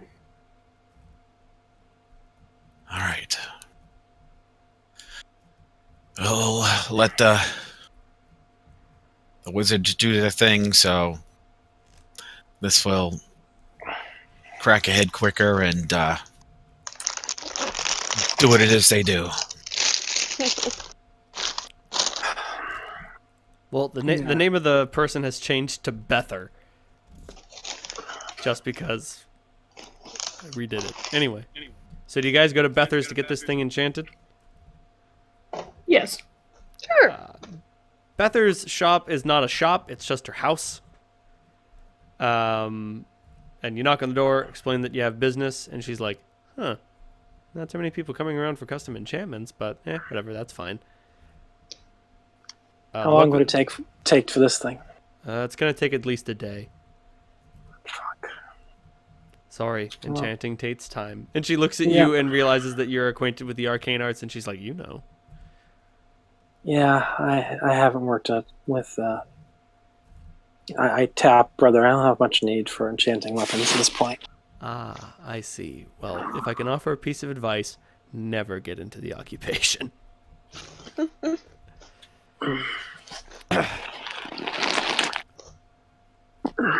2,000 up front. I won't be paid in favors. Not again.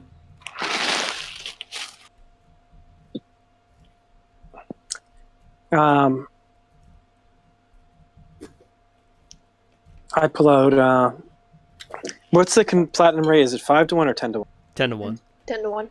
Okay. So I've got 200 some odd platinum pieces. Double check. I think it was 210. I found the perfect name. I'm excited. Yeah, what'd you pick? Cat, when Hey. I'm like, where's my phone? I put it on the floor because I have to use my stupid short cord. I start looking at the platinum pieces, but then I take out the marble medallion. Hey, I don't suppose you'd find a use for this and to defer, say, 1,000 of that, would you? How much did I say the medallion was worth? 1,000. I would say a fuck of a lot. That's fair. And she's like, yeah, I could use that. Throw in 100 of that platinum and you got a deal. Okay.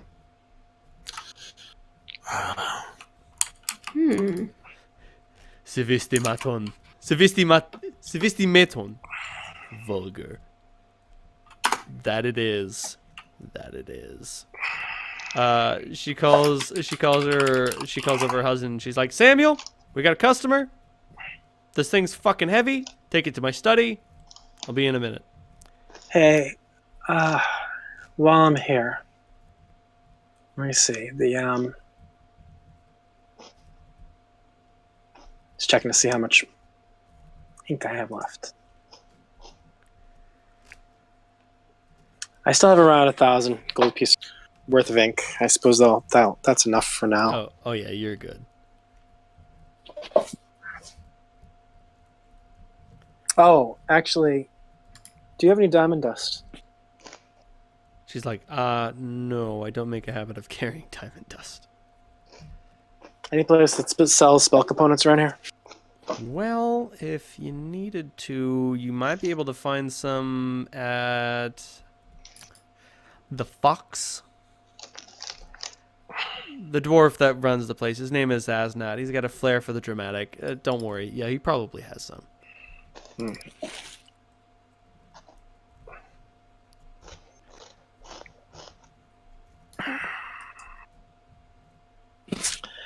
Thanks.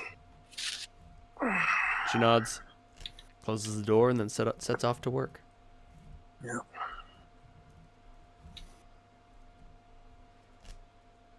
You're calling it that?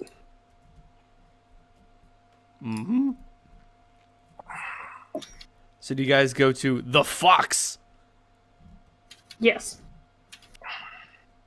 Let's say, how much diamond dust do you want to buy? The proprietor is a flamboyant dwarf arraigned in like I don't know, like a bazillion protective charms and talismans. Like he's got a low cut robe and just like his chest and is covered in talismans and charms from the myriad that are hung around his neck. Whether any of them do anything, that remains to be seen. Cap. Hmm? Cat isn't Belinda's child. What? Looking for a mixture of diamond dust and granite. Are those spell components for something? Stone skin. And he's like, stone skin. Good on ya. Can't cast it myself, but I know it when I see it. And, you know, he just points to himself as if to say, I'm a dwarf. Yeah, I know what fucking stone skin is.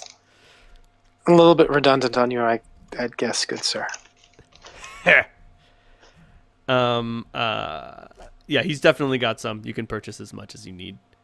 The one group of people Slanderer avoids pissing off for the spell components.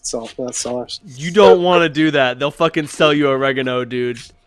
You're gonna cast Spider Climb and fucking nothing's gonna happen, and you're gonna be like, no, please. I didn't give you bat guano, or at least the bat guano with bat piss. Your fireball's gonna go off prematurely, you fuck. So I'll buy 2 of those. The rest of the money is for you guys. It's my share. I've already had mine. I mean, you could buy some potions here if you want. Put my share towards potions. I don't need anything. Woo! Okay, what do they have? Potions go for... he's got Cure Moderates, Cure Lights, Cure Seriouses.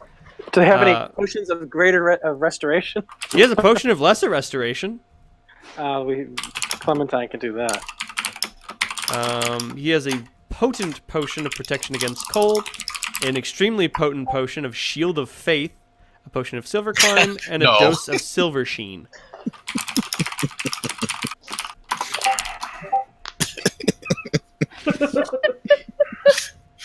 I still have some for my.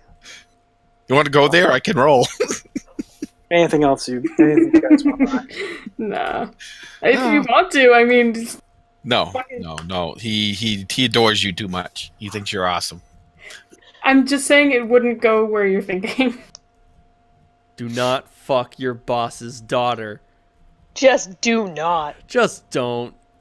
Bowman's a pretty cool guy and he's a pretty open-minded guy, but he's gonna sit you down to have the talk. Technically, he's not my boss. That doesn't matter. He's still gonna sit you down to have the talk. That's fine. Now you gotta understand. I mean, you don't make the rules.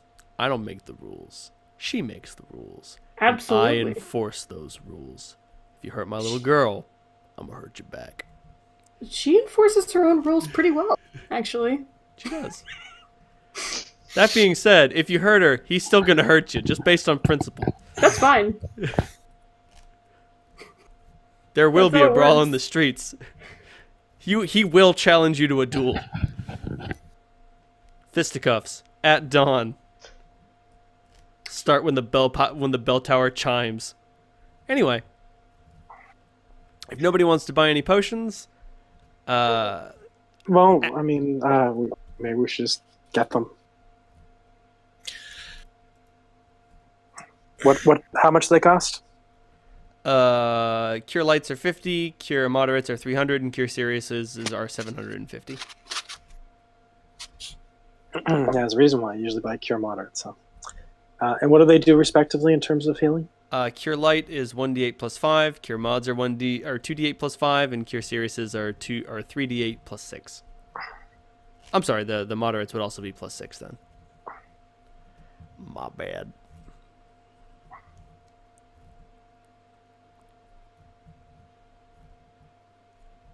He's got a pal who helps him make those Cure Seriouses. He's only got like 5 of those because like who the fuck is gonna buy those?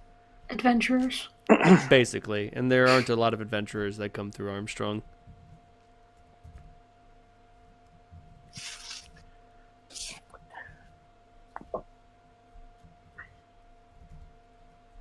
How about one moderate? One moderate, 300 gold pieces in my hand, little lady. All right, I give him 60 platinum. Oh no, 30 platinum. Ooh, platinum. I could make use of this. Anyway, if you're looking for a place to stay the night, I suggest the Boar and Hound. Tell them Asnat sent you. Thank you. Thank you much. Thanks. Do you all go to the Boar and Hound? Yes. So when we leave, I kind of... Well, so what exactly did... what did I buy? What did you buy concerning what? Oh, you're gonna have a +1 Earthshaker. Oh, okay. Well, I mean, I was asking them in a general term. Oh, I thought you were just like. No. Well, Rival was asking in character what they were going to do to his weapon. Oh, all that's it's going to do is make the weapon a little more accurate, hit a little harder. The most important thing is it's going to make it more able to hit some creatures that are good at not being hit by like mundane weapons. But nothing's ever easy. There's still going to be creatures that are going to be able to resist it. So it gives you it gives you an edge, but actually, not really an edge, huh? Fucking blunt as hell. You kind of at this point need, because of the things we fight, to be able to have an enchanted weapon, but it's not going to be. It's not a fucking panacea. It'll work against some and not enough. That thing will fuck up a gargoyle, but good. But if we run against another golem, it's gonna take a lot of wax to hurt it. Well, I'm not too worried about that.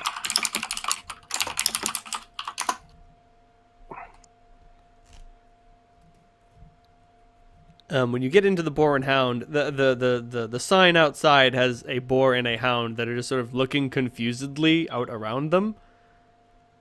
Like they're not looking at each other; they're just looking around. Like they're facing each other, but they're looking like out toward the people who would be passing, and they're just like, "What the fuck is happening?"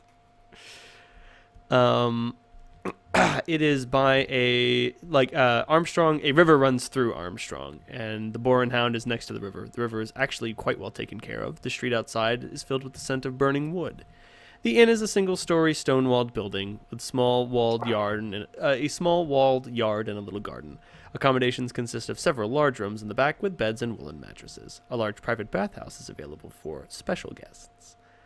As you enter, the innkeeper is a slender male halfling. He appears to be a retired alchemist of some sort.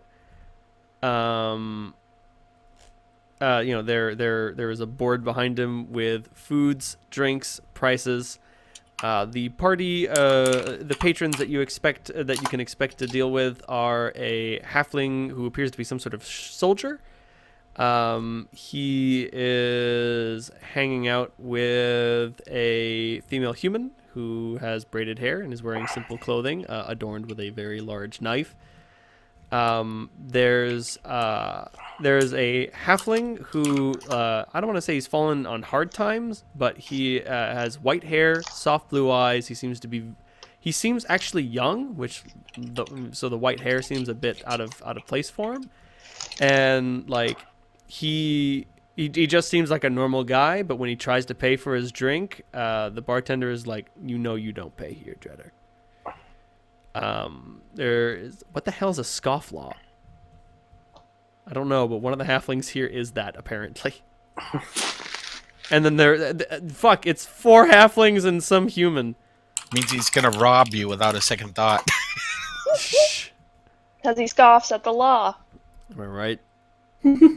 But like overall, there is a good sort in the boar and hound. You can tell while you're around these people that you happen to be in the company of people who generally do good things. And I don't know, when you look at that white-haired halfling, I don't know. Maybe he used to be an adventurer, maybe not. Cum just seems really happy to be around some halfling.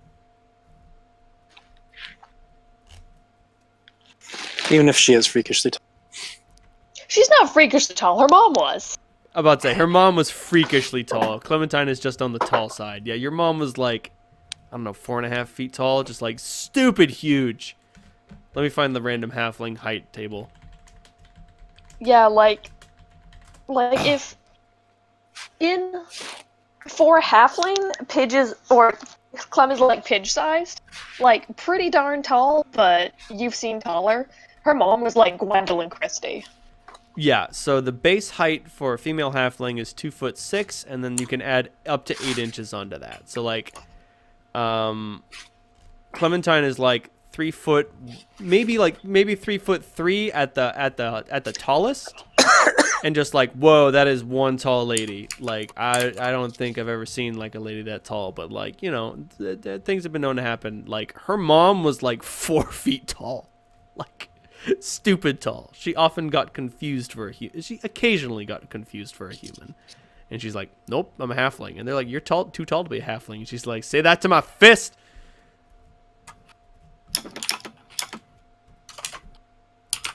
Anyway. Clem's mama was a badass. That's what happens when you have levels in Drow. Exactly. Oh, hi, I have spell resistance. Not a lot of spell resistance, but when you have, like, spell resistance 9, that means, like, a bad roll from, like, a level 1 wizard can just mean, like, oh, your spell didn't do fucking anything. Scorching Hands! Fuck you. Anyway. Oh, okay. What's that? No, well, I think I'm gonna have to escalate things. I think I found Whose voice was that? No one. Just me. Just you being you? Just me being me. Oh, great.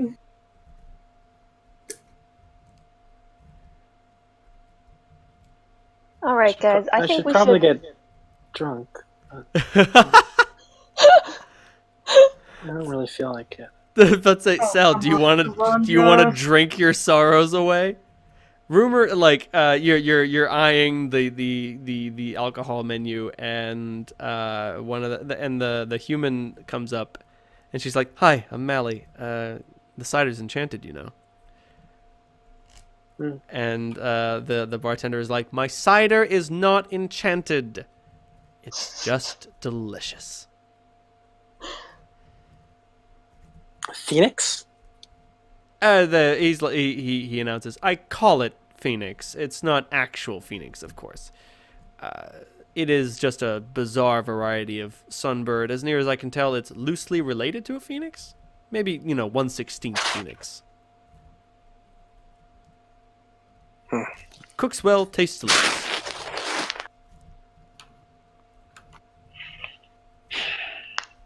Also, they don't actually have baked dragon. It's some sort of, like, far-off draconic-based lizard. I mean, it can breathe fire, but it's not.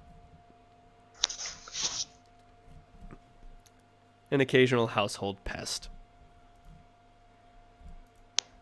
I don't care whether your cider is enchanted or not, but is Slander's it just sort of alcoholic? sitting there, like looking just at you- the table.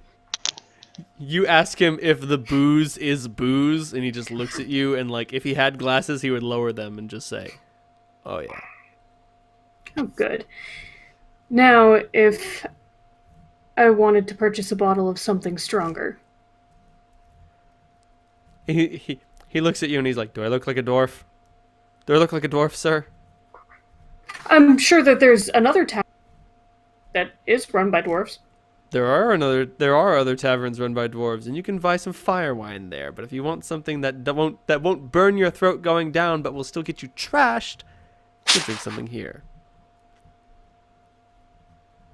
I mean, Holt, if you want to go buy some fire wine, you can just go buy some fire wine. I was really trying to make but that apparently didn't work. You were trying to what? Make Solandra smile, but that didn't work. No, Slander's gone a little. morose. Yeah. Hope will notice this, and his attempt at kind of heckling this guy will definitely fall away and be like, "Keep the rounds coming for the table, please." And he'll put like 3 gold pieces on the bar. Oh, damn. He will take that. That has earned all of you 3 drinks apiece. I'm sorry. I thought there were 5 of you because I counted myself. My bad. That will give you all, like, 4 drinks apiece. Cider and port and bitter and cider and brandy. Yep. Clem, be careful. You might die of alcohol poisoning. I would say she's gonna not drink all 4 of those drinks. To hell and back to hell! Do any of you make chat with any of the other patrons? No. Other than to, like, buy a room. Right. I would say I give the halfling with she's a halfling with a knife in her belt, right? That's a human with a knife on her belt. Oh, okay. I give her a polite and flirtatious smile, but it's like extremely half-hearted. Oh, it's just sort of like a hello.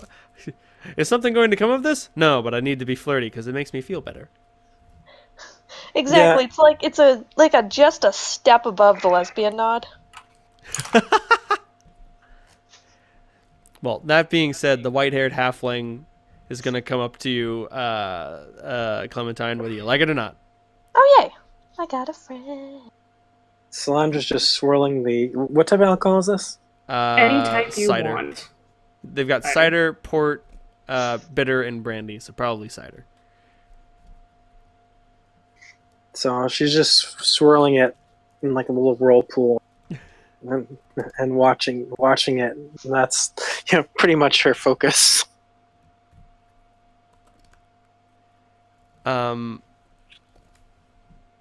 So yeah, he walks up to you and he sort of like draws you in close and he's like,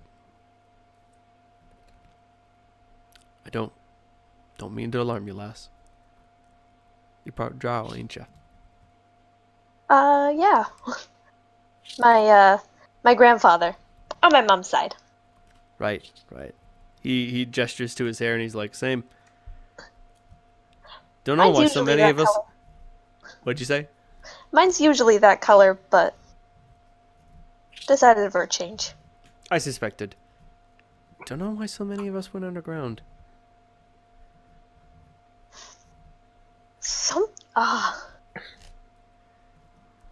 It's gotta be there's. I don't know. I have theories about it, but I've never been able to get underground myself. I'd love to I'd hear miss him. this guy.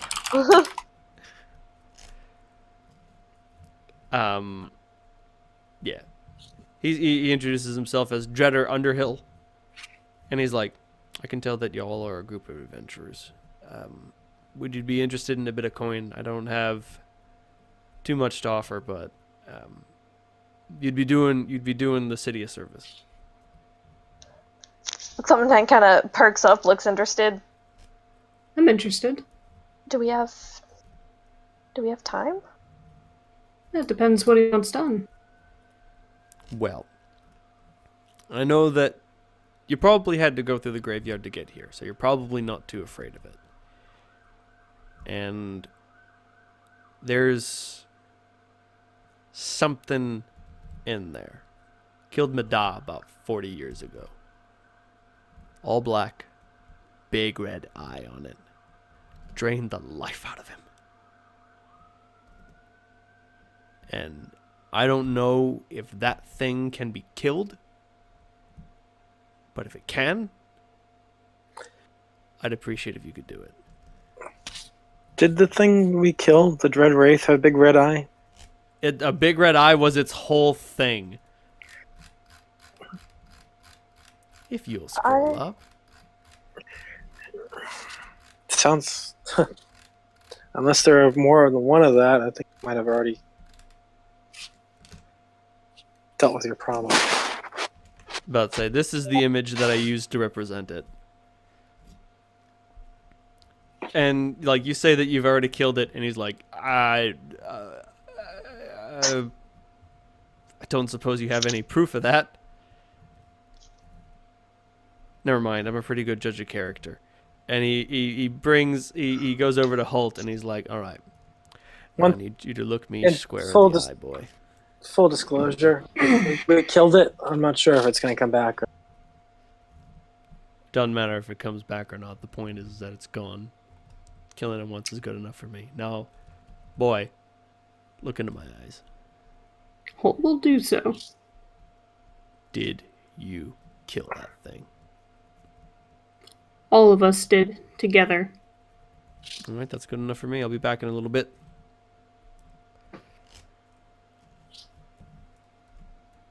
Okay. All right.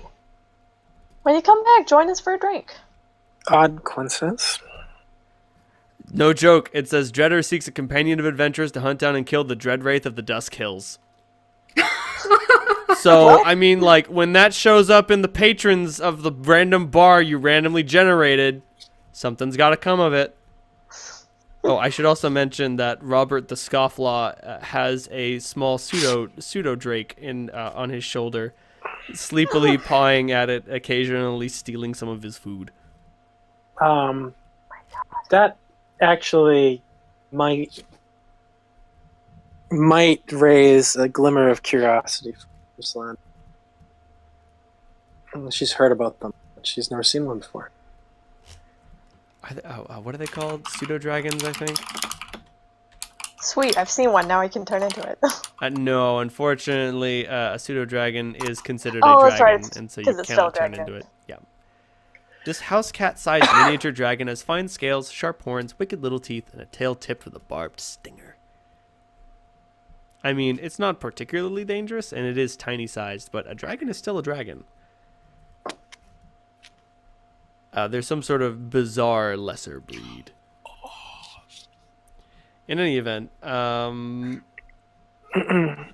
Yeah, I used to think about finding a familiar. I always wanted one of those, but brother would be very jealous. do you say that to Robert or just to no one in particular? I just sort of muttered that to Clementine, probably. I mean, Toby's not exactly a familiar, but I see what you mean. It's really nice because you're not ever alone. But you have that with brothers, so Yeah, he's essentially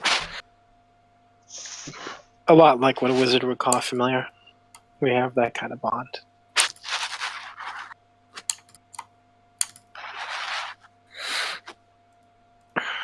He and Gadra didn't get along, so. Brother's jealous, isn't he? Sometimes. Not of you guys. Well, you don't carry any of us at your belt and take everywhere. In any event, Dreader comes back from wherever it is he came from, lays a silver piece on the table, and before anyone can do so Holt, you're about to grab your drink, and instead there is a hand pressed into yours into like a firm handshake, but there is something between your hand and Dreader's hand. Right. It is small and spherical. Good on you. I'll shake his hand and then take a look at what I got. It is a black pearl. Black as the night.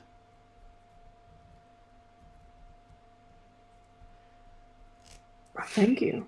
And he spends the rest of the night drinking slowly, sort of something heavy weighing on him. Like even if the Dread Wraith that killed his father isn't truly dead, the fact that something made it experience some level of the pain that he experienced when it killed his father is just it's heavy.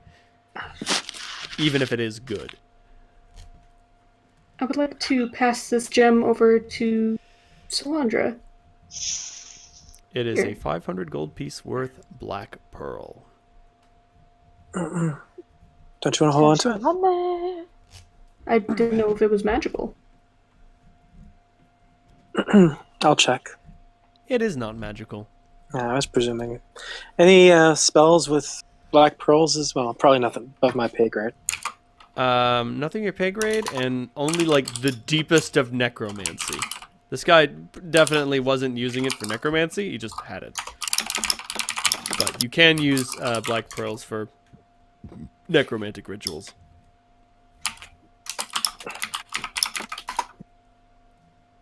That's kind of cool looking. The I one. like both of those. That's a Daedric. That's a Daedric Warhammer you got there, Chris. That is really cool. Bonk. Yep. Yeah, I think that is more like the description of the Earthbreaker, Yeah, the Daedric one. I think that's pretty cool. true. Oh no, that's Ebony. That's an Ebony Warhammer, not Daedric. If I remember my Skyrim. Well, You it's a do. pity that hammers in Skyrim suck. Fight me right now. I'm gonna fight you. They swing Okay. slow and No the paralysis Skyrim never discourse triggered. in this server. Okay. Fine. Later. We'll have this fight later. That being said, y'all have to go to sleep. Eventually, as the night drags on, unless anyone has anything interesting to do besides eat and drink and rest. How am I doing with my spellbook? Give me another will save.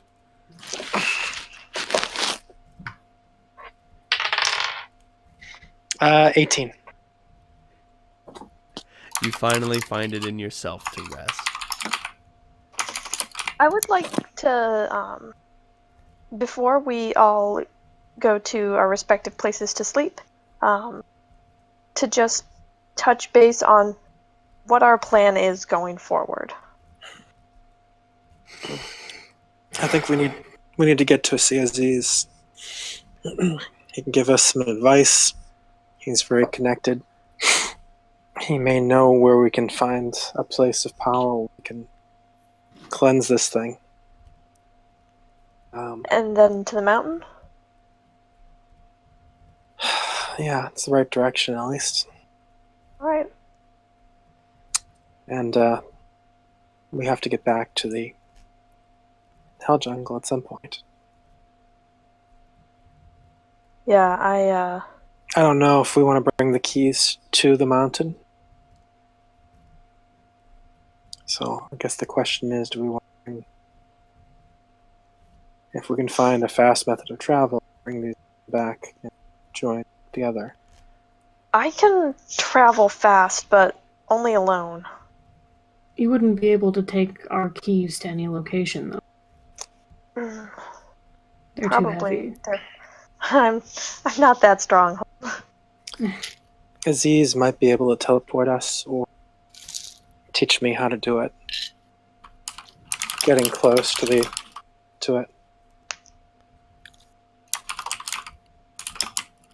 To the mountain? I'm getting close to learning to teleport. Oh.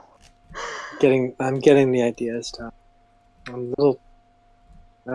My magic hasn't advanced as quickly as yours. Well, I don't spend my time swinging swords around. Yeah. It's all about focus, Salandra. Well, I'm focused on doing as much ridiculous amounts of damage, and the rest has kind of fallen by the wayside, I'm afraid. You've been doing amazing work.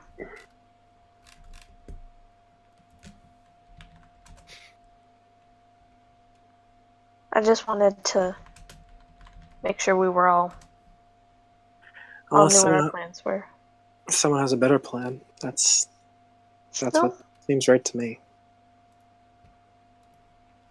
And Alexander's going to look into trying to find the city.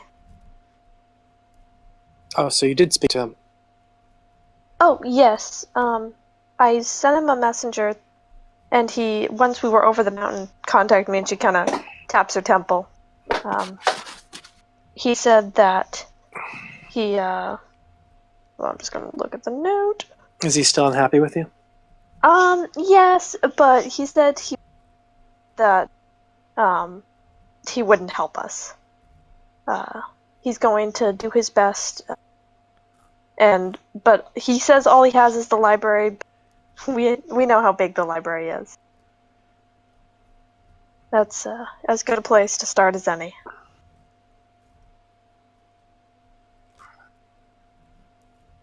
Yeah, there might be some hints in there. Wouldn't be the worst thing in the world to get access to it. Mm-hmm. Is there any way of doing that without running up against the Chosen? My guess is when I after my scrying on him went poorly, he told me in the message he sent to me that several had been already trying earlier in the day. They're probably trying to scry on him to find the entrance to the library.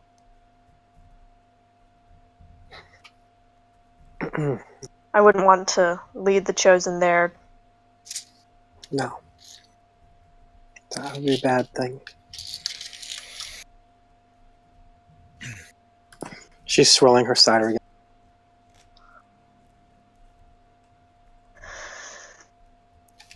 Smikey's in their city, huh? Yeah.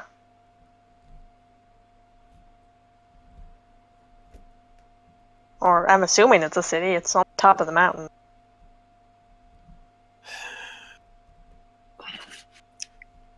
Well, I'm thinking...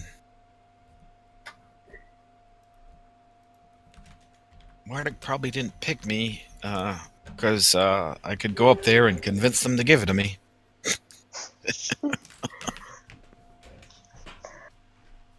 Yeah, that... But, I think I've got a pretty good door knocker now. Yeah, you do.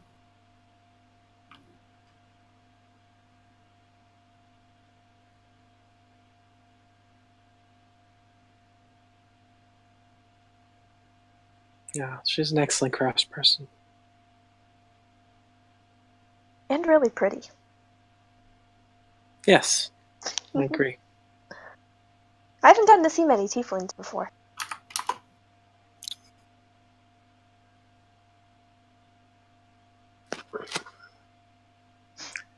I should study my books and then try to rest. Yeah, try and get some sleep. Let me know if you need anything or just want Well, company. if I can cure for vampirism, I'll work on it.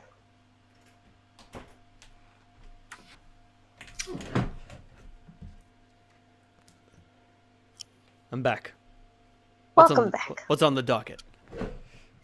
cure for vampirism. Cure for vampirism? This isn't Skyrim. There's no cure. Well, Rye's going to stay up. So he'll probably moderately pace himself in the bar. And if everybody Sounds good. leaves, he leaves. You I'll might pick stay up with- conversation. Oh, no. Go ahead. Oh, I'll stay up with you. Do you guys stay up Impromptu drinking all night contest? long? Oh, Rye does, yeah. He doesn't like being without a weapon. That makes sense. And you two guys are tough. Do any of you do either of you have endurance? No. Well, the first one's not free, so I'm gonna need some constitution checks from the both of you. I think I'll be fine. Does Clementine stay up and drink too? I would say she stays up till about, like, I'd say probably Until what? until about midnight. Sounds good. But I don't know. I may have a thing, a writing snippet idea to run by you, Chris, at some point. Oh, jeez. This is a stamina roll? This is a constitution roll. Raw Oh, constitution. Oh, so just with your con. Yep.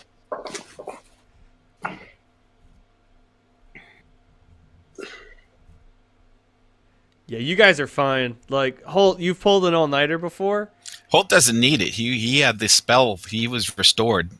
Oh, that's fair. You did have a That's restoration. true. That You comes said with a he bonus. wasn't going to sleep tonight. Yeah, that's fair. I didn't know how much you were exaggerating, but yeah, I'll take it. No, restoration acts like a full night's sleep, so you basically already had a full night's sleep like a couple hours ago. Oh, then.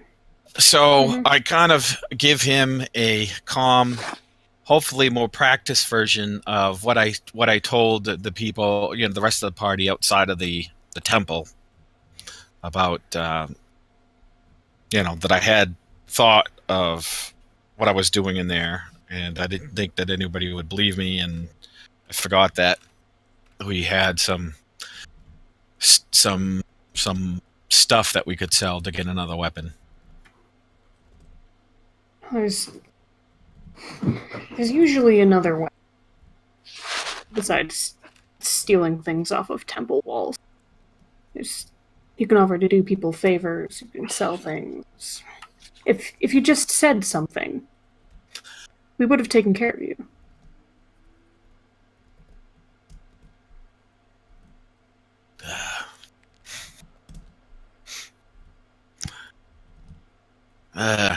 Him and I are feeling each other out, but I think we know where we stand. That's good. That's gotta give you some peace at least. Well, not peace, but I know what hell we're in.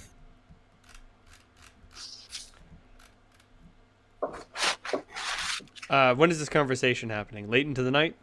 Yep. Yeah. Yeah.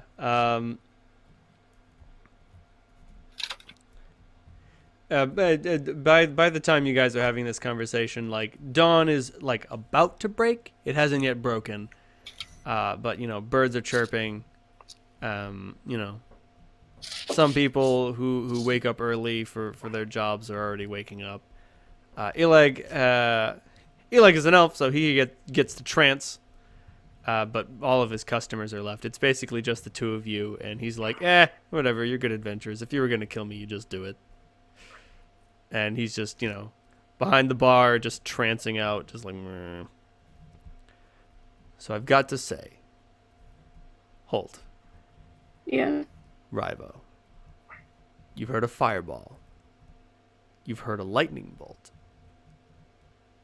You've heard the screeching expiration of a corpse orgy. But you've never heard an airstrike. Until today. Oh, fuck. Something rocks the city with fire and thunder and blood. Windows get shattered. Screams begin an uproar, and everyone is immediately awoken. I wish we hadn't paid in advance for that damn hammer. I mean, she may have started the work on it. She may have finished the work on it. It actually takes 8 hours to do, but she said it would take a day. And when Rivo, you'd probably be the sort of guy who would look around. You stick your head out a broken window as Ileg is like struggling to collect himself, and you look up, and there is a chosen ship overhead. The fuck is that? But say, the fuck is that? Next time, you shouldn't have stopped the rest at that pond. I mean, I say shouldn't have, but this is going to be way more fun. Make your escape next time in Septemport. Did we have time to restore our spells? Yes. Cool. I would say it was almost done. Also, so y'all get 8,000 experience points for a fantastic session, including, and in that is included 6,400 for defeating the corpse orgy. Sweet.